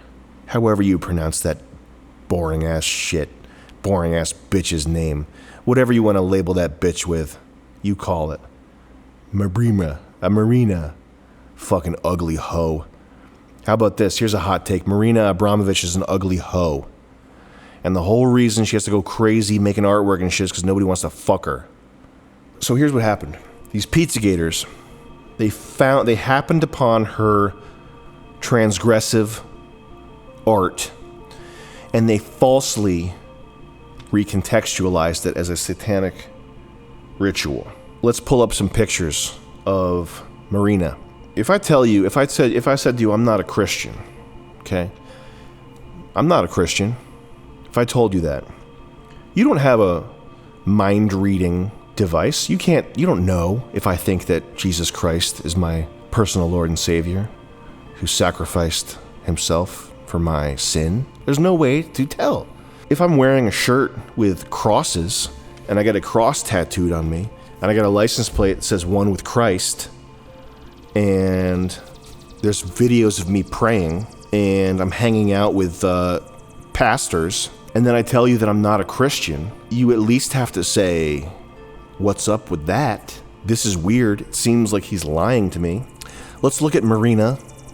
Look at these pictures. What's this? What's this? Very strange. So yeah, I guess if we had a lie detector, a foolproof lie detector, and old Marina's telling me that she's not a Satanist, then yeah, I guess I'm being inaccurate. We just don't have the technology at this point, which is part of why I'm donating $400,000 to a black charity tonight. Foolproof lie detectors, invest in black businesses. There is manipulation being done here. Dishonorable manipulation being done here. It is recontextualization. So we're looking at these innocent art pieces, and we're saying to ourselves, how can we maliciously take the content of these innocent, beautiful pieces of performance art and twist them so that the context is totally different from what was originally intended? How can we recontextualize this innocent, beautiful, traditional, wonderful performance art and make people believe that Satan's got something to do with it, which it obviously doesn't. It obviously doesn't have anything to do with Satan. There was no recontextualization, barely at all, in Pizzagate. I was there. I was looking shit up. I wasn't doing any recontextualization. I was finding weird freak shit, posting it, saying, why is this on this account? Why is there an account of some boyfriend of some high-ranking posting babies saying chicken lover, which means I like to fuck little infant boys? I wasn't recontextualizing anything. I was looking at this. The code words, the thing about the code words, the FBI knows what these code words are. The FBI will tell you what the symbols mean. You can ask the FBI what a bunch of triangles in a spiral thing means. It means little boy lover. That's what it means. You can't play dumb. These people with these articles, they think they're so fucking clever. You think you're so fucking clever, man, It's literally the same thing as a drug dealer who gets busted using code words for drugs. You think you're so fucking clever. Nah, I wasn't talking about selling cocaine. I was talking about selling moving packs. I'm talking about bricks. We're talking about cement bricks. Yeah, my cousin makes cement bricks. We were talking about birds. We were talking about birds. We have a bird sanctuary. We ain't bad guys. We got bird sanctuary. We repair birds that got broken wings and shit. That's what these people think they can get away with. Do you have any hot dogs? You have any maps with cheese pizza? And then Tim Heidecker's making videos talking about how he loves pizza and how that we're Nazis and we want to make people hate pizza. You dumb bitch. You dumbass bitch, Tim Heidecker. You know what? One day, I might show up, Tim. Get a gun. I might show up. You don't get this across video. You don't get how big I am. And you don't get from looking at me, I look disheveled. You don't understand the speed. Oh, I could fucking fly across this 30-foot room. You'd think you were watching a parkour video. If I was ever like, all right, fuck it, I've had enough of this guy, you'd think you were watching Sabretooth in a Marvel movie. How's that for context? You really might need one, man. You really might need one. And it might not even help you. Because people don't understand how fast I am. I could probably run like 18 miles an hour. For someone that's almost 300 pounds, that's very fast. That is a lot of kinetic energy. That's tables and chairs being moved out of the way. That's things preventing me from getting to you almost like they don't exist. Like the physics in the build engine, Duke Nukem, chairs just moving like this. Like you could hide, take cover behind someone, I don't know, put an object in front of you. It's not gonna matter. It's not gonna matter. I would love to have nothing so that that would be my play. But unfortunately, I'm just doing so much better than Tim at life that why would I throw it away? I might do it though. I might do it. I'm literally, I swear to God this is true. Should I swear to God this is true? Do I swear to God? I swear to God this is mostly true. This is true enough that I can say it's true without thinking about it for too long. People think that I dislike Tim Heidecker because he got me canceled. He got me canceled from a deal where we were making $40,000 a year. We were locked into a 6-year deal. It was cool to be on TV. It was not cool to not make money. I'm making much more money now. I'm not homicidally pissed off at Tim Heidecker for getting us kicked off of Adult Swim. It was fucking gay. His involvement in it was fucking gay. It was feminine. He went to everybody and said, you working with these people, they're hateful. It was bitch-like behavior that I wouldn't engage in myself, but still, I don't hate him for that. The I'm a cuck shit, the Pizzagate shit especially. Why go up on that hill to potentially die? Like debunking Pizzagate, it's not like it's like I understand some of his other political opinions. He might think that he's helping black people. He might think that he's helping restore sanity or something, or get rid of this evil Trump guy or whatever. Like there are reasons why I can understand reasons for why he's got these other political opinions. He says I'm a cuck because he thinks that, it's more important to care more about other people than it is to care about yourself or whatever. Like I get that. Like that's fine. I get why he would have very vocal opinions about that being a sun-baked dweeb from Hollywood. The Pizzagate shit, I don't understand why Tim makes fun of people who think that there's some validity to the Pizzagate shit, especially when there's so much validity to the Jeffrey Epstein stuff. There's so much validity, it's obvious, it is cut and dry, that Epstein was pimping out underage girls to world leaders, to influential people, to have dirt on them. Whether he was an Israeli asset, whether he was some other intelligence asset, whatever, this is undeniable. There's nowhere to go. There's nowhere to go other than this. There is sex trafficking at very high levels so that Jeffrey Epstein could collect dirt on influential people. The people who decide your future, the people who decide what the world will look like tomorrow. Their decisions are being influenced. They're being blackmailed into making decisions a certain way. I don't know what it is. I don't know if it's Israel. I don't know who's doing it. Whatever. Doesn't matter. But this is crazy. This is crazy. This is shattering news. This is news like you've never imagined. This is the big one. This is the big one, man. To see that, and then to look at the Pizzagate stuff, and not only say, sounds like a bit much. I'm not along for the ride with you guys. If you find some evidence, let me know. To make fun of people who are investigating that shit, like Tim Heidecker has done. To the people who are trying to get to the bottom of what the fuck is going on, because there's nobody else. Edward R. Murrows is not around. NBC is not going to do breaking investigative journalism into this topic.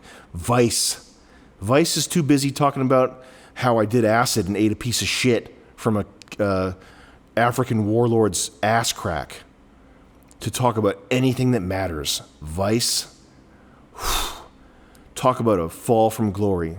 Who owns Vice now? Vice isn't on HBO anymore? Fucking, ooh, man. Imagine, ooh, man. Shout out to Gavin McInnes. Shout out to Gavin McInnes. Imagine if you were at the helm of Vice, all the cool shit you could have done. Gavin, I'm not talking about Gavin, I'm talking about Shane. Imagine what you could have done at the head of Vice News. Imagine the dynasty you could have built with Vice News. Imagine the rocket ship to truth, education, whatever. Partner with Khan Academy.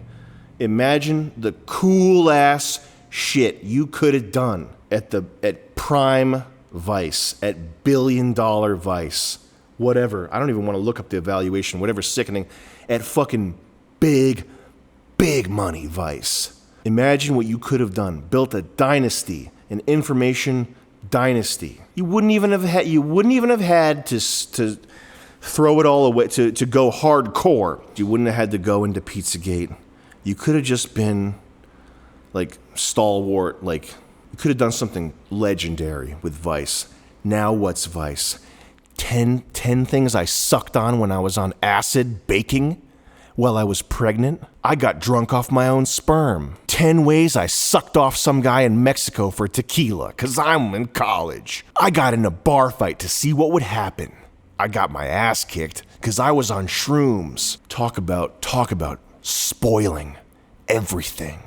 Talk about dropping a once-in-a-generation opportunity. Talk about burning everything for nothing. Foolish motherfuckers. I bet that Shane guy from Vice, I bet he thought he was God. When he heard that they were going to pay him $1 billion or whatever amount of money, 100 million, whatever it was, he thought to himself, I'm God. Rationality? Bye-bye. Any semblance of journalistic integrity, any notion of sacrificing a little bit of money to do really cool shit, bye-bye. Forgot where I was at. Recontextualizing. Satanic rituals. They fucking are satanic rituals. Dumb fuck. I would debunk that though, because I'm anti-Pizzagate and this is an anti-Pizzagate video. So it's being debunked in the process of, I'm helping him right now, Andrew Whalen. When I see that face, you know what, man? It is tough. It's tough. A woman's beauty peaks at a young age, and women growing up are told, this is not an anti-woman thing, by the way, so don't brace yourself for that. Women are told growing up that you're beautiful, you have intrinsic value, you are worthwhile, you are worth something because you are pretty, because you are innocent, because you are young, you are a princess, you are worth something. And the fight of most women's lives is, one of them is undoing that damage.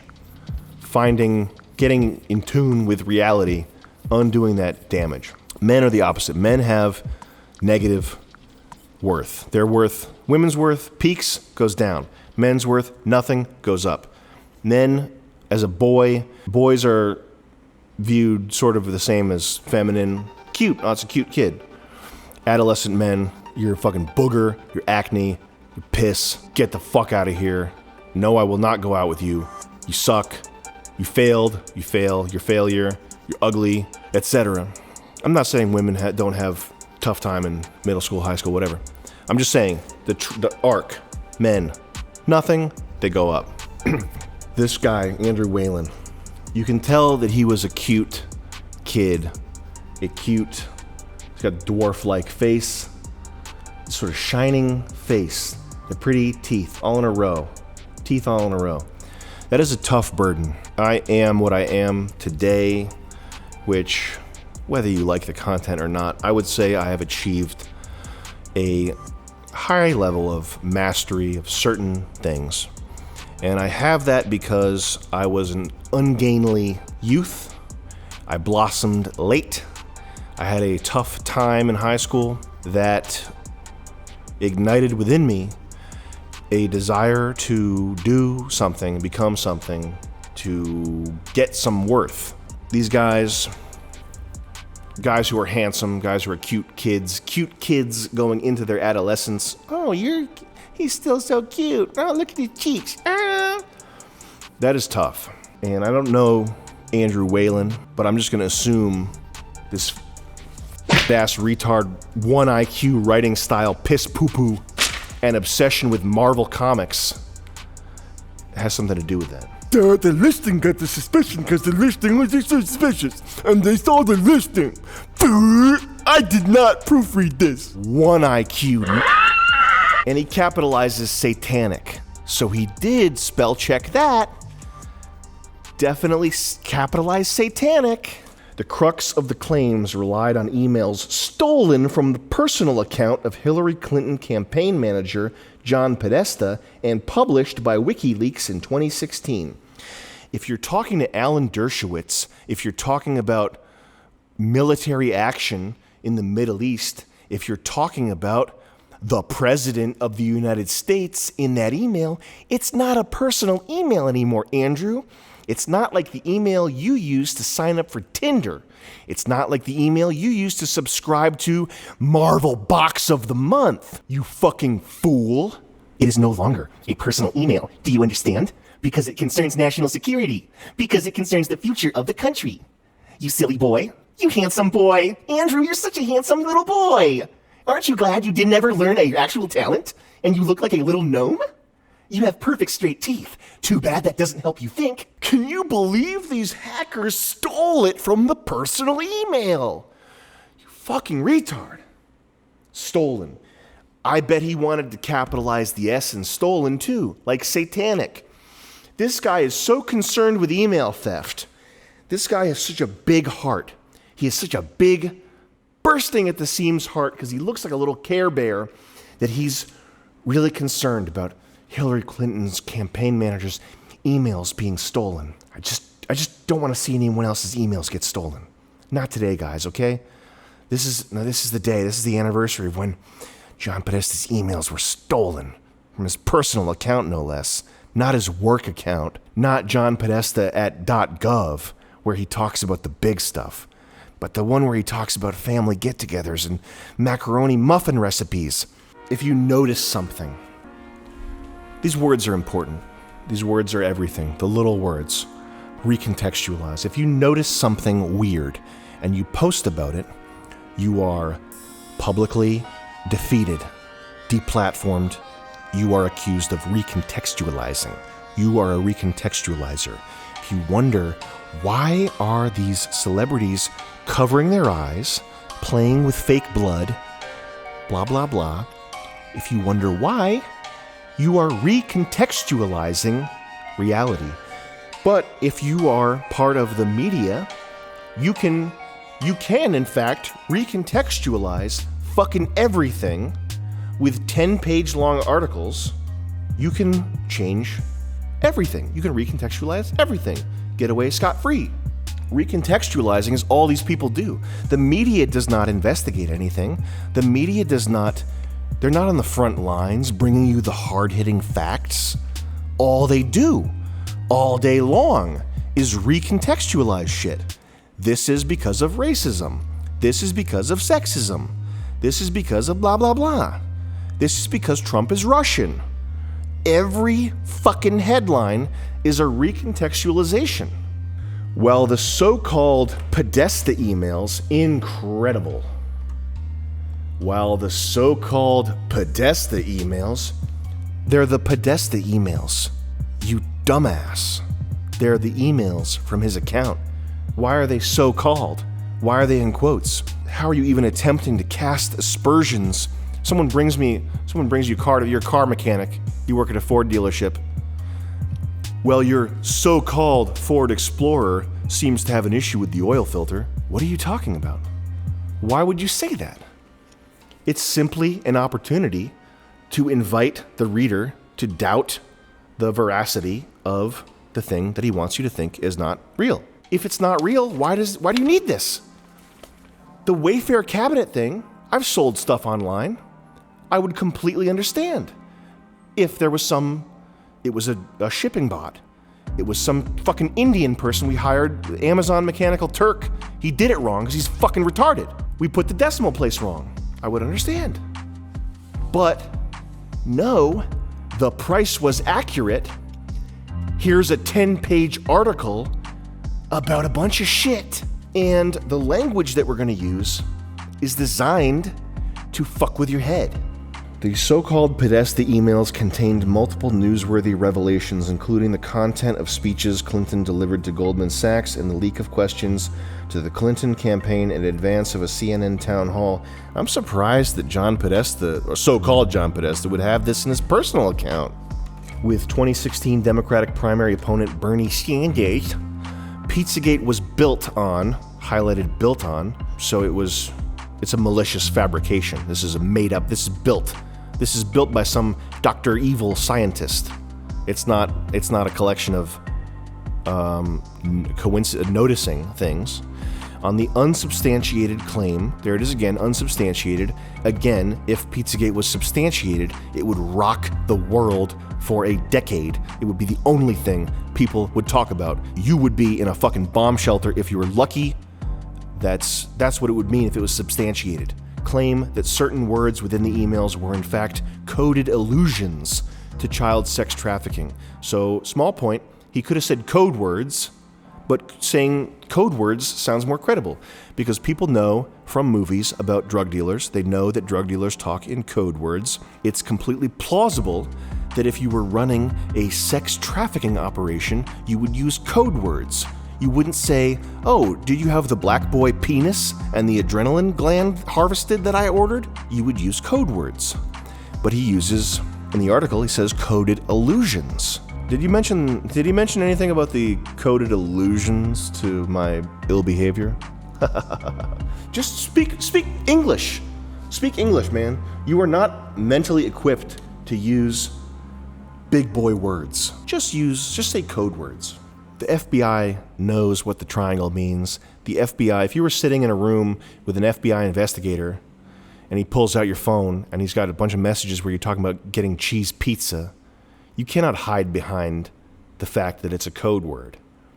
This is silliness. This is just playing games now. It wasn't cocaine, it was a bird. No, officer, no, Mr. Investigator, I really was looking for a cheese pizza. I was hungry. I was going to pay $15,000 for it. And how would it be substantiated? How would it be substantiated? It would be substantiated with an email from John Podesta that says, okay, guys, from now on, when we say walnut, we're talking about black boy cum. It's like a class on what not to do. I have not been staying up on what's up with Pizzagate. Someone sent me the Wayfair thing on Instagram, and I was like, it's probably not real. Fuck that. What the fuck? And then I looked up the article, and the article is making me think that it's completely real. Well, the so-called Podesta emails contained multiple newsworthy revelations. All that means is that that's what you're allowed to talk about. If it's newsworthy, it's something that they don't mind sacrificing. They don't mind burning Hillary Clinton's image with the Goldman Sachs thing because they know that that's too... Most people aren't going to understand why that's a bad thing. Like, who cares? Who really cares that Hillary Clinton was sucking up to Goldman Sachs investors or promising them whatever? Like, most voters don't understand why that's something you should not have. So they throw that out there anyway. That's a bone they throw you. So that's what newsworthy means. Newsworthy means you are allowed to talk about it. And this guy who writes about the blobfish and the new Star Trek show is telling you what newsworthy is. And I'll say one more thing about before we continue on reading here. The title, Kids Shipped in Armoires, the person who started the Wayfair conspiracy speaks. I get that it's clickbait, okay? I know, like... Yeah, but you're just picking apart clickbait. You know that article's going to be crap. Yes, I know. Okay, but clickbait, even if... I hate clickbait. I have a huge brain. I read philosophy. Okay, I read intelligence books. Like, in Fallout, when you get a book to pick up that adds one to your intelligence, I read that. I don't even use the news computer, okay? I don't know what this thing is. But even I'm subjected to 1,000 clickbait titles a day. The clickbait titles influence you probably more. They probably influence you more because you're that dismissive of them. Because you think they're that unimportant. Probably is more effective. You know how you wonder why advertisements are really annoying? Sucking them down, Febreze and do the... Mommy, can we use Febreze on the chair? Yeah, blah, blah, blah. Here comes a dancing lizard. Bye, Six Flags. Go to Six Flags. Ding, ding, ding, ding, ding, ding, ding, ding, ding, ding, ding. Oh man, that ad's so annoying. That didn't work on me at all. But I feel like going to Six Flags now. Now I feel like a Wendy's hamburger. Good thing advertising doesn't work on me, because I'm smart. That's what clickbait is. Doesn't work on me either, man. But kids shipped in Armoire? What are they thinking? This media matters. This media matters. And it's because, look, it's kind of hard to change human nature, okay? People are lazy pieces of shit. When they sit on the toilet at work, they're constipated. They have bad diets. They have impacted fecal matter in their colons that will be there for centuries. And they're sitting on the toilet, being disgusting, having rosacea, having bad skin, smelling bad, smelling like sour milk, nasty ass ham planet beasts. Sitting on the toilet at work, and they're going on their phone, and they're saying, I feel like I have no soul. I hate my life and I hate my job. I wonder what I can look at on the phone to distract me for 2 seconds. If I could be distracted for 2 seconds, I will sell my soul to the devil and go to hell forever, because I hate my fucking life. And they don't say this consciously. This is the undertone of their thoughts. The actual thought is, that new Angus burger looks pretty good. I think I'll go try it. I want to try the new burger they have at the new McArch. My first introduction to the corporate world, to the working world, to where people go 9 to 5 and sell their time in exchange for money that they use to pay rent, so they have nothing, so they just spend their time. So they just blow all their time. My first introduction to that was this guy, Josh. He had a Mazda RX-8, which is a suck-ass car to have. In case you don't know anything about cars, RX-8 is a suck-ass, not cool whip. And he had it sounds like I'm making it up, but he had a tribal pattern, like tribal armband thing, like Fast and the Furious tribal. And it was just black tribal on a silver car. It was a small graphic. It was not a big thing. It wasn't a body wrap. It was like a small, like fucking tramp stamp on his car. And he had painted it on. Like it wasn't a vinyl cutout. He said to himself, I love this car. I will never sell this car. I love this design of this generic ass tribal. I'm going to paint it on the car instead of getting a wrap that can be removed later. My first week working now, I'll go for a ride with him and get lunch. RX-8, Such a whack abortion of a car. It's got that fucking rotary engine, naturally aspirated, no power. He goes, like revs his tits off the thing. And he says, I heard about the new, it was the Angus burger. I heard about the new Angus burger. I want to go try it. This is a guy that's like 26 years old, works in graphic design, should know better. He's an artist. He appreciates aesthetics, beauty, design, proportion. He creates elegant shapes that communicate. He's thinking for a week about the new Angus burger in his fucking stupid ass car. Anyway, people sit on the toilet, click these links, scrub through. They pick up on the words. They don't even read the full sentences. If they did, they would realize how badly written it is. They see arbitrary associations, conspiracy theorists, quote-unquote pizza, debunked evidence, easily debunked. And they make a conclusion based on that. It's crazy that I'm making a 4-hour video about one article, not a long article, but it's because every other word, he's doing something every other word to throw you in the wrong direction. My question is, why is he doing this? Did he hear about the white supremacist who took a gun to Comet Ping Pong and didn't, I don't recall if he shot anyone. Did he do anything? I don't think he did anything. Did this guy, Andrew Whalen, hear about that incident and say to himself, you know what, today I'm going to put down the Avengers movie and I'm going to make a stand in the battle that I believe in. The battle to keep this Washington, D.C. area pizza shop safe. There's a lot of chaos going around, a lot of misinformation going around. My main concern is that pizza shops are going to get shot up.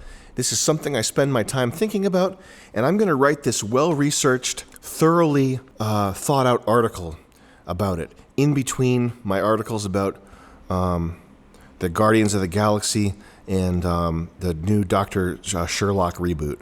Why fill it with so many of these weasel words? Why not actually debunk it? In the arbitrary associations developed by conspiracy theorists.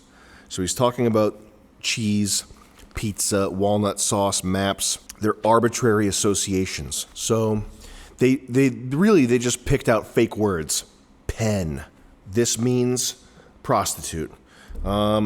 Stamp. This means tranny. Oh, this is a bad one. Tobacco jar. This means 2-year-old. The problem is they're absolutely not arbitrary. Okay, they're based on the weirdness of their the incongruence of their appearance in emails. I'm going to pay $66,600 for hot dogs. So now I'm wondering what the fuck a hot dog is. This is not an arbitrary association. This is not a malicious fabrication. This is not me opening up the dictionary, picking out words, randomly assigning a value to them. Go tell an FBI investigator that cheese pizza, that when you were going to pay $1,500 for a cheese pizza video, that's arbitrary. It's not how it works. Arbitrary associations developed by conspiracy theorists. Out-of-place words noticed by anyone with a brain. That's what it should say. Words that make no sense given their location in these emails. I love this one. This is a Tim Heidecker one. Various food words, including cheese, map, walnut, sauce, and of course, pizza. So that's of course, quote unquote, pizza. And of course, pizza. So this is a thing. This is actually a thing here. This is this is trying to make you share tiredness. What this guy's doing is not natural, but here's what's natural. What's natural is if you're suffering, if you're a negative person, you will feel better if you can bring other people into your negativity.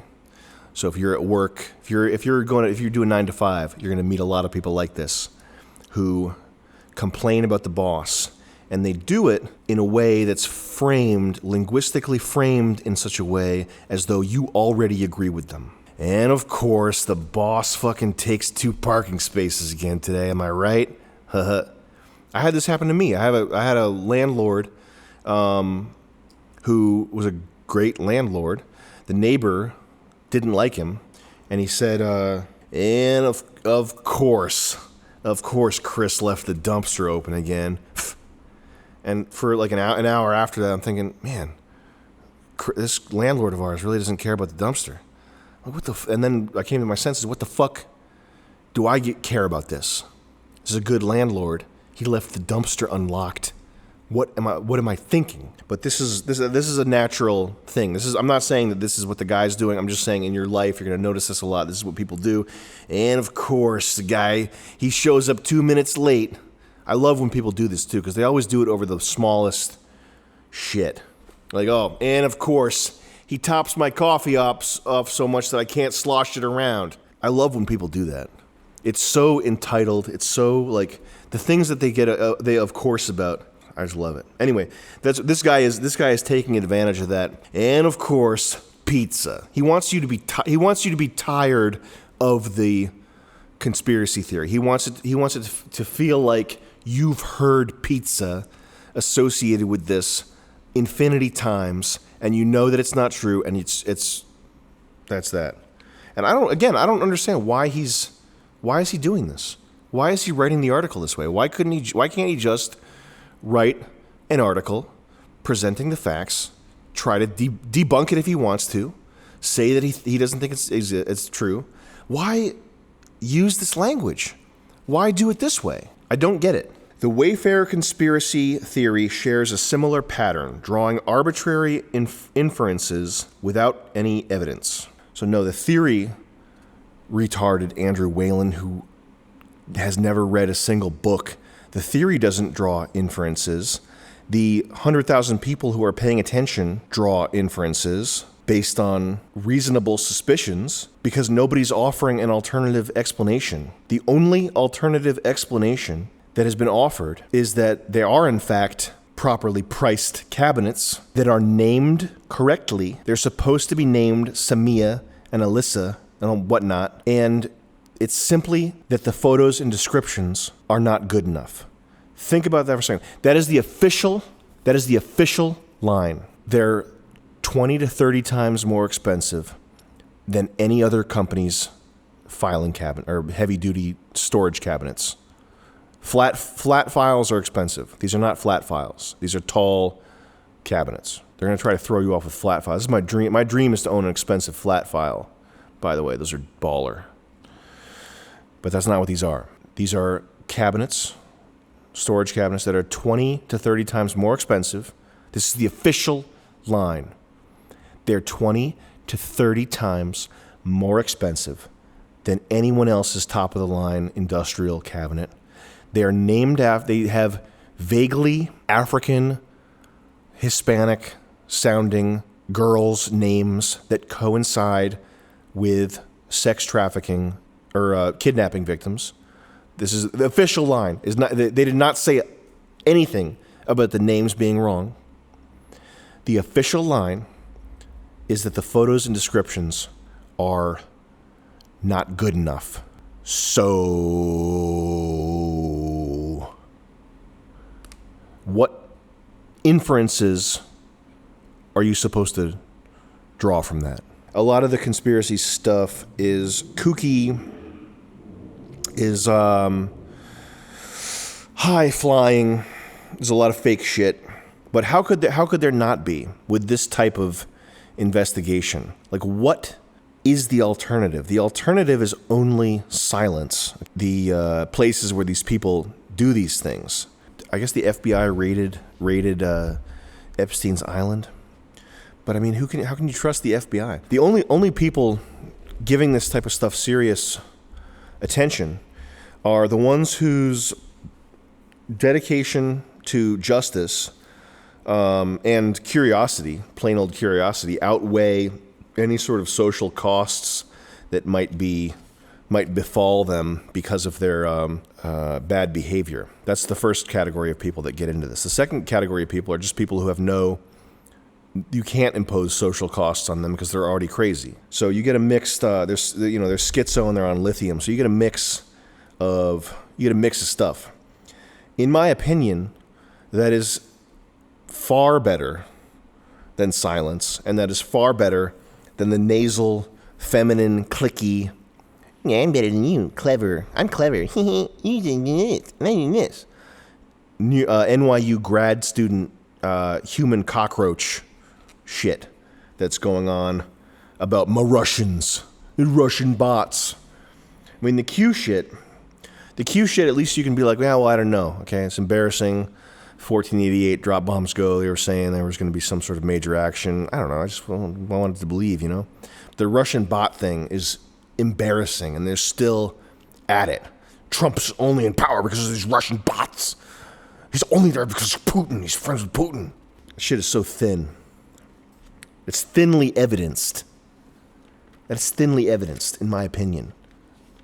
Or unevidenced. Obama's daughters admit the truth about Michelle. Over-the-counter Adderall alternative, and it's stronger.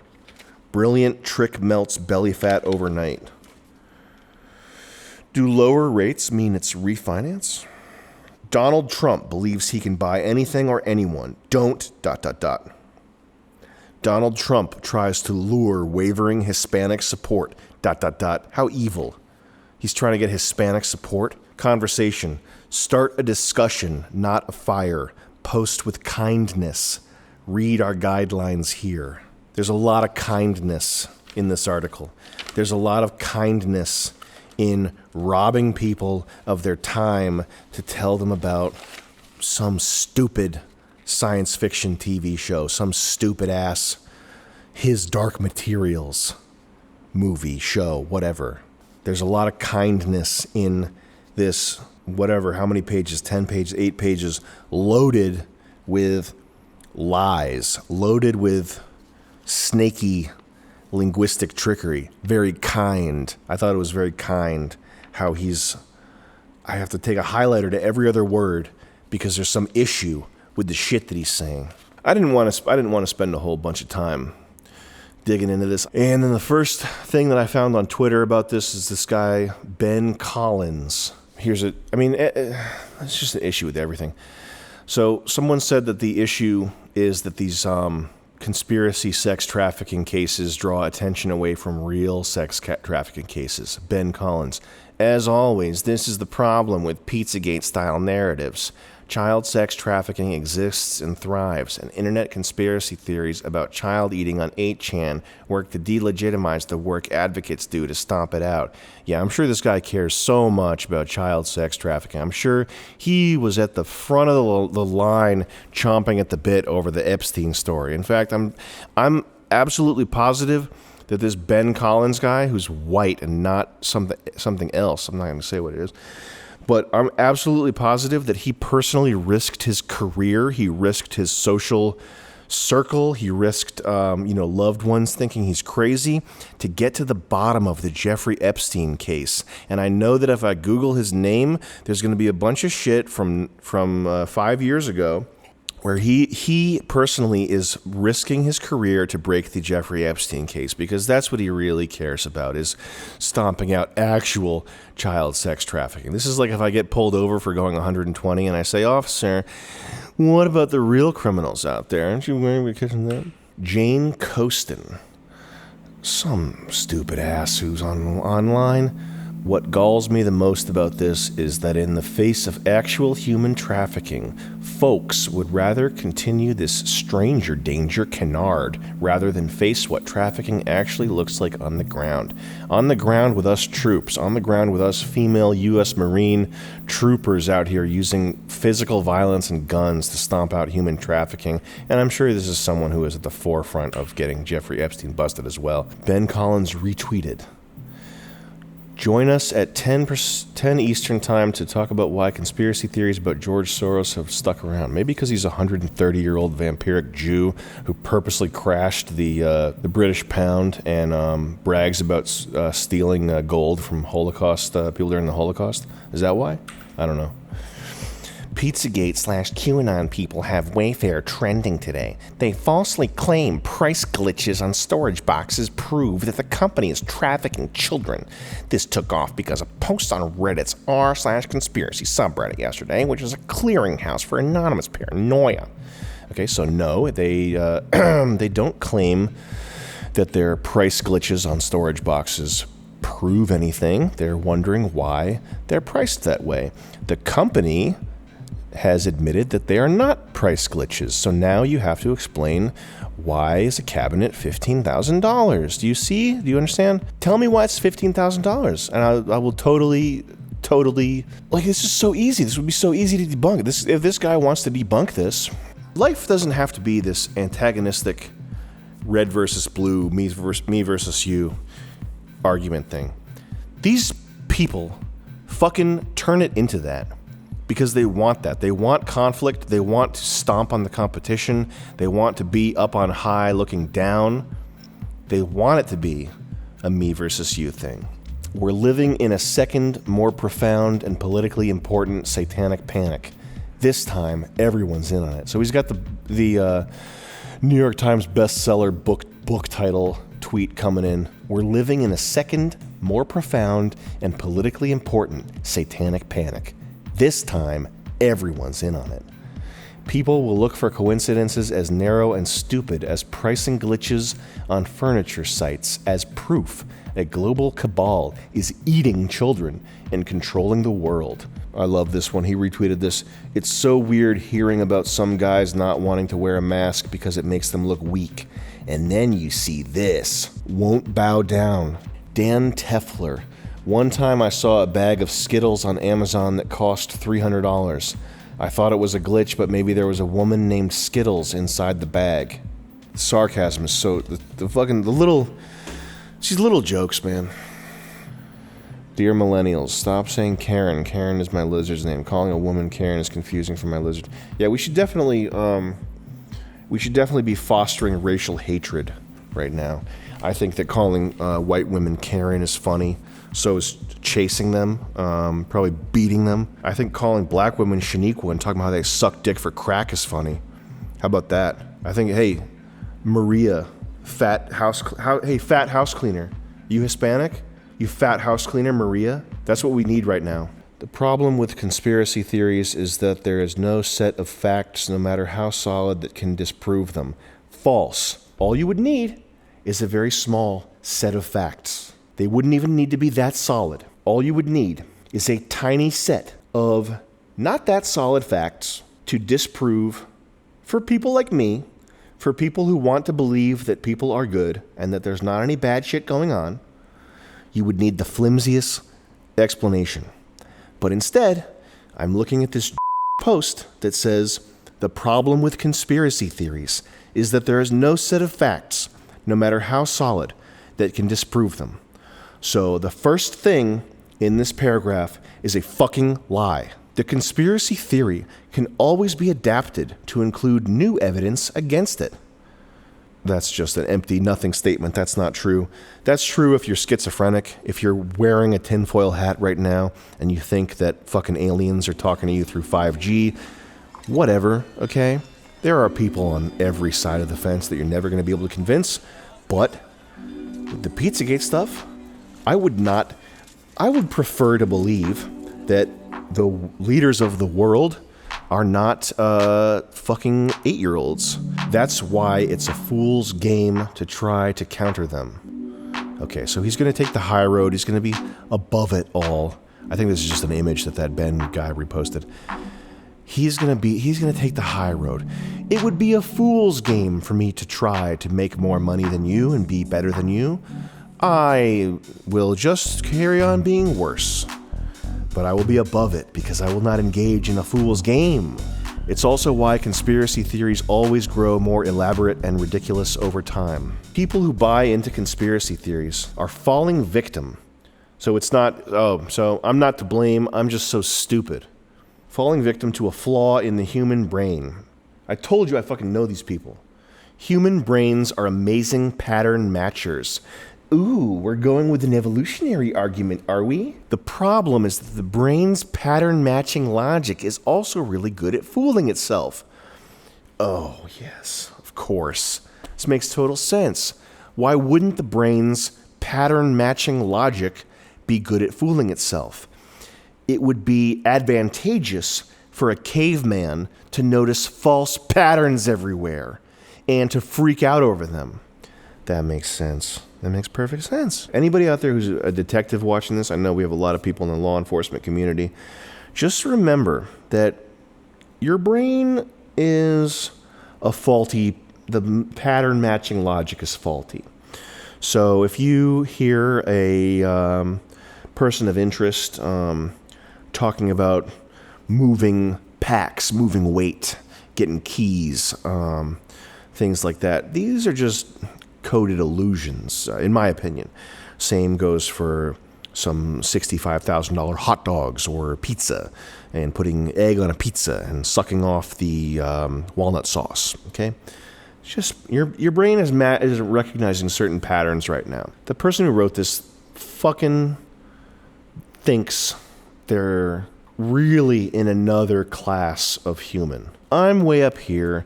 All the little guys are down there reading, suckling at my teat of my opinion, reading my opinion. I have to explain to these little men about how the pattern recognition machine of the human brain works. Maybe you haven't heard of it. But when we were cavemen, you might have heard a roaring tiger. But what you didn't realize was that it was actually a roaring river. So the pattern matching there was false. So that makes sense that if you see a documented child pimp photographed with the leader of every tech company, the leader, all these important politicians, that's your brain making a false pattern. And she will die in prison of a fake disease and also hang herself at the same time because she was so mad about the fake disease. You just made a false pattern. This is a false pattern. The problem is that brain's pattern matching logic is also really good at fooling itself. Spurious coincidences become patterns that demand a story to explain them. Spurious, using the word spurious. By the way, side note, I love when people say the novel coronavirus. I don't know if you've seen that, but that just means I read one New York Times article about the coronavirus so that I could get up to date and know what it's about. That's the most pretentious thing. I would rather hear somebody talk about themselves in the third person than say the novel coronavirus. You're not fooling anybody with that shit. Johnny Diamond. Hey, Johnny Diamond doesn't break for nobody. Johnny Diamond doesn't pull over for the law. Hey, Johnny Diamond. Hey, Johnny Diamond doesn't like your attitude. You're that guy that's always talking about the novel coronavirus. You seem pretty full of yourself. Hey, Johnny Diamond, I'll see you later, kid. Johnny Diamond. Hey, Johnny Diamond. Spurious? You notice any, hey, you guys notice any of those, spurious coincidences anywhere? Johnny Diamond didn't notice any. Hey, Johnny Diamond thinks maybe you're talking too much in these coded illusions. It's so ridiculous, man. This fucking clown, the way the words they choose to express themselves. Here's another thing. If you're watching this, if you made it all the way in this 5-hour-long odyssey into my one clickbait article that I looked into on this, don't use words like this. Just be direct with your communication. Think about the samurai on the battlefield. To be indirect will not do. You must be direct. Use plain language. Don't be spurious. When I first saw this, right? Like when I first saw someone had put together the high-priced cabinets with the kidnapped children names, I thought to myself, whoa! Whoa! Because that was when my brain noticed a pattern. My pattern matching logic machine. It's an amazing pattern machine. But when I saw the cabinets, I was like, whoa! Oh! because my brain was starting to work really hard to supply the story.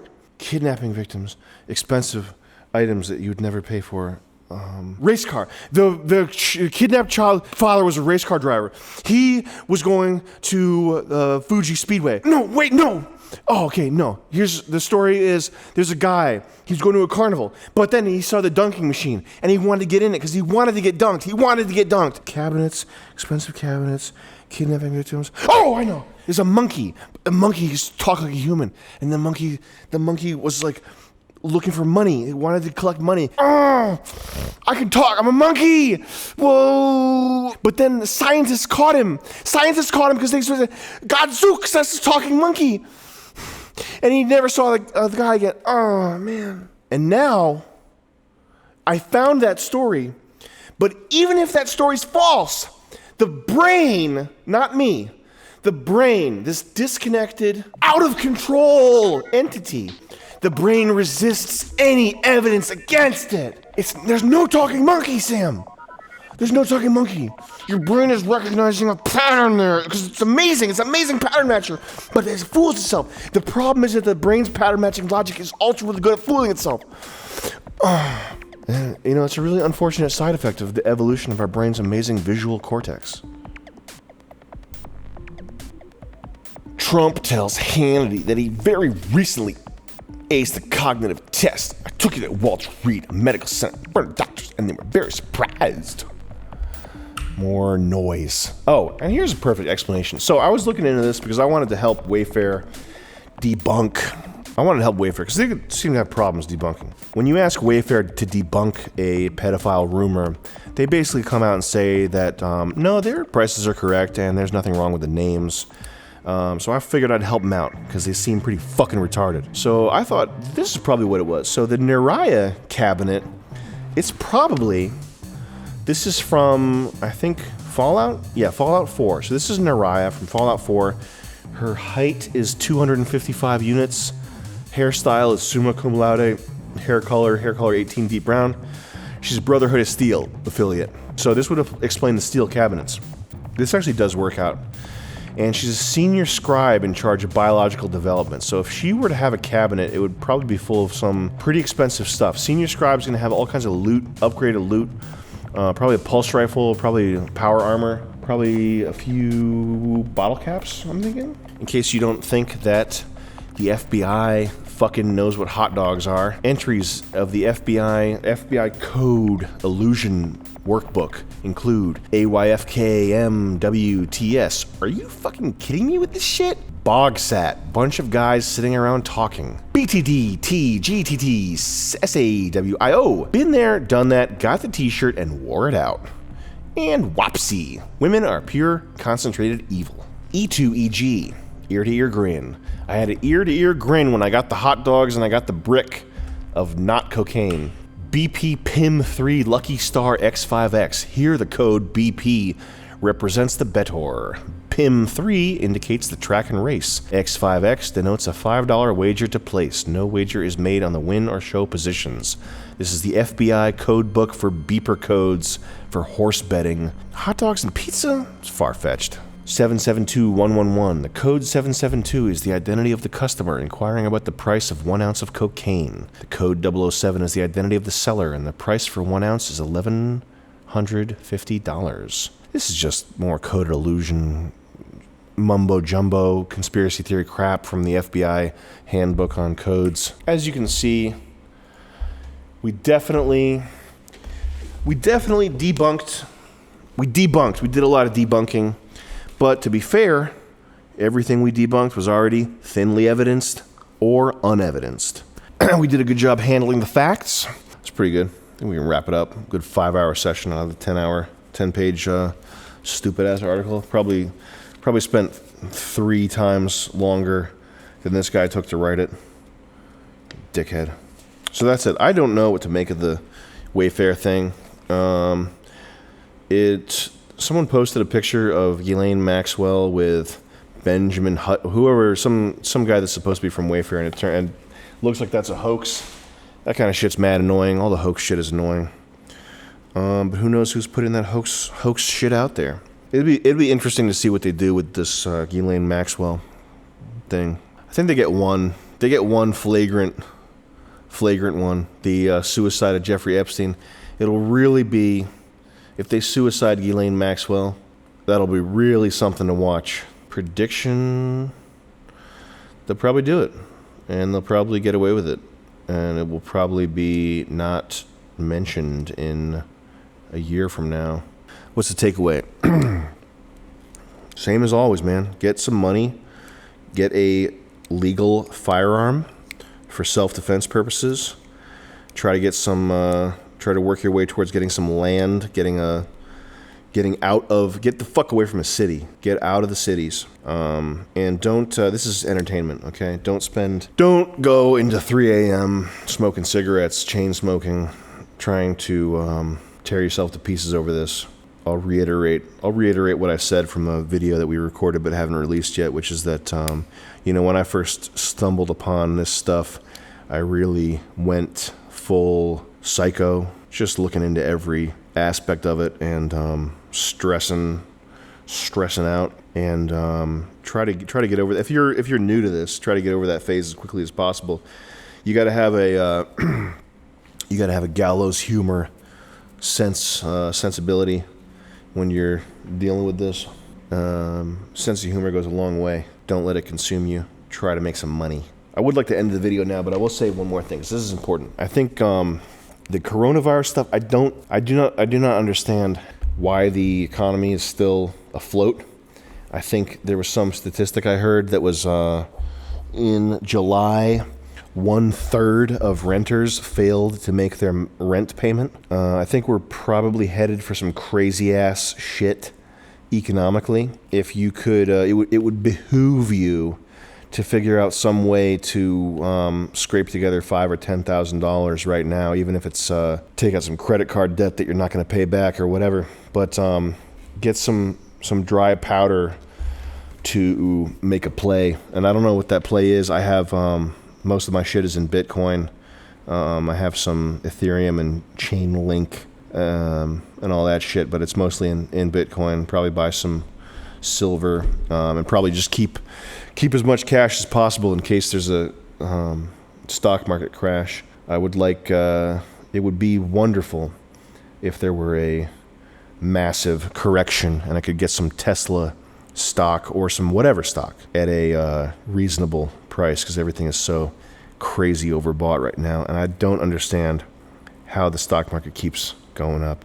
But I have heard people say that it's going to keep going up, and if Biden gets elected, it'll even keep going up even more because of the lax money policy. But very serious there. Now is the time. Now's the time to. There's going to be a play coming, and I don't know what the play is. I'm not Houdini. Okay, I'm not fucking the Wario man. I'm not Rasputin when it comes to predicting which thing is which. But I do know that there's going to be some real volatile stuff on the way in terms of the economy. You are going to want 5, 10,000, whatever you can scrape together. Right now, do not buy a house, do not buy a new car, do not spend money on diamond bracelets and whatnot. Scrape together the money, have some dry powder so that you can do something when it's time to do something. Start looking into for yourself what the thing to do is, but definitely do not be buying altcoins, fucking A.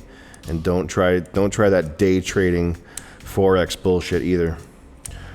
Just look at, try to figure out what, if a crash comes, what's going to plummet in value but not tank completely during the crash.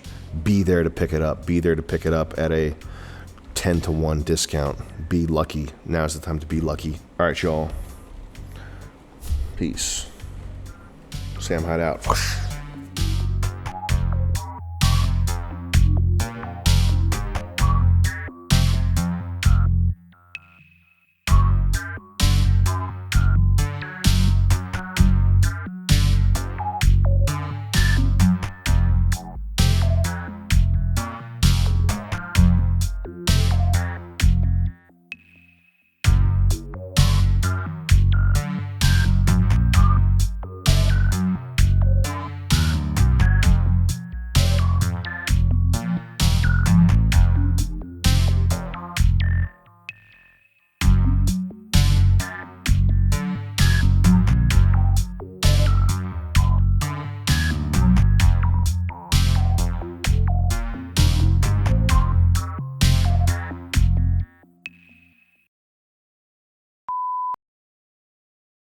2001, Simon Cowell from America's Got Talent was seen by me selling a new type of nano drug called P2P that causes the user to imagine that they are in their own private reality bubble, separated from the multiverse. And Simon Cowell has threatened to kill me if I come out with this information.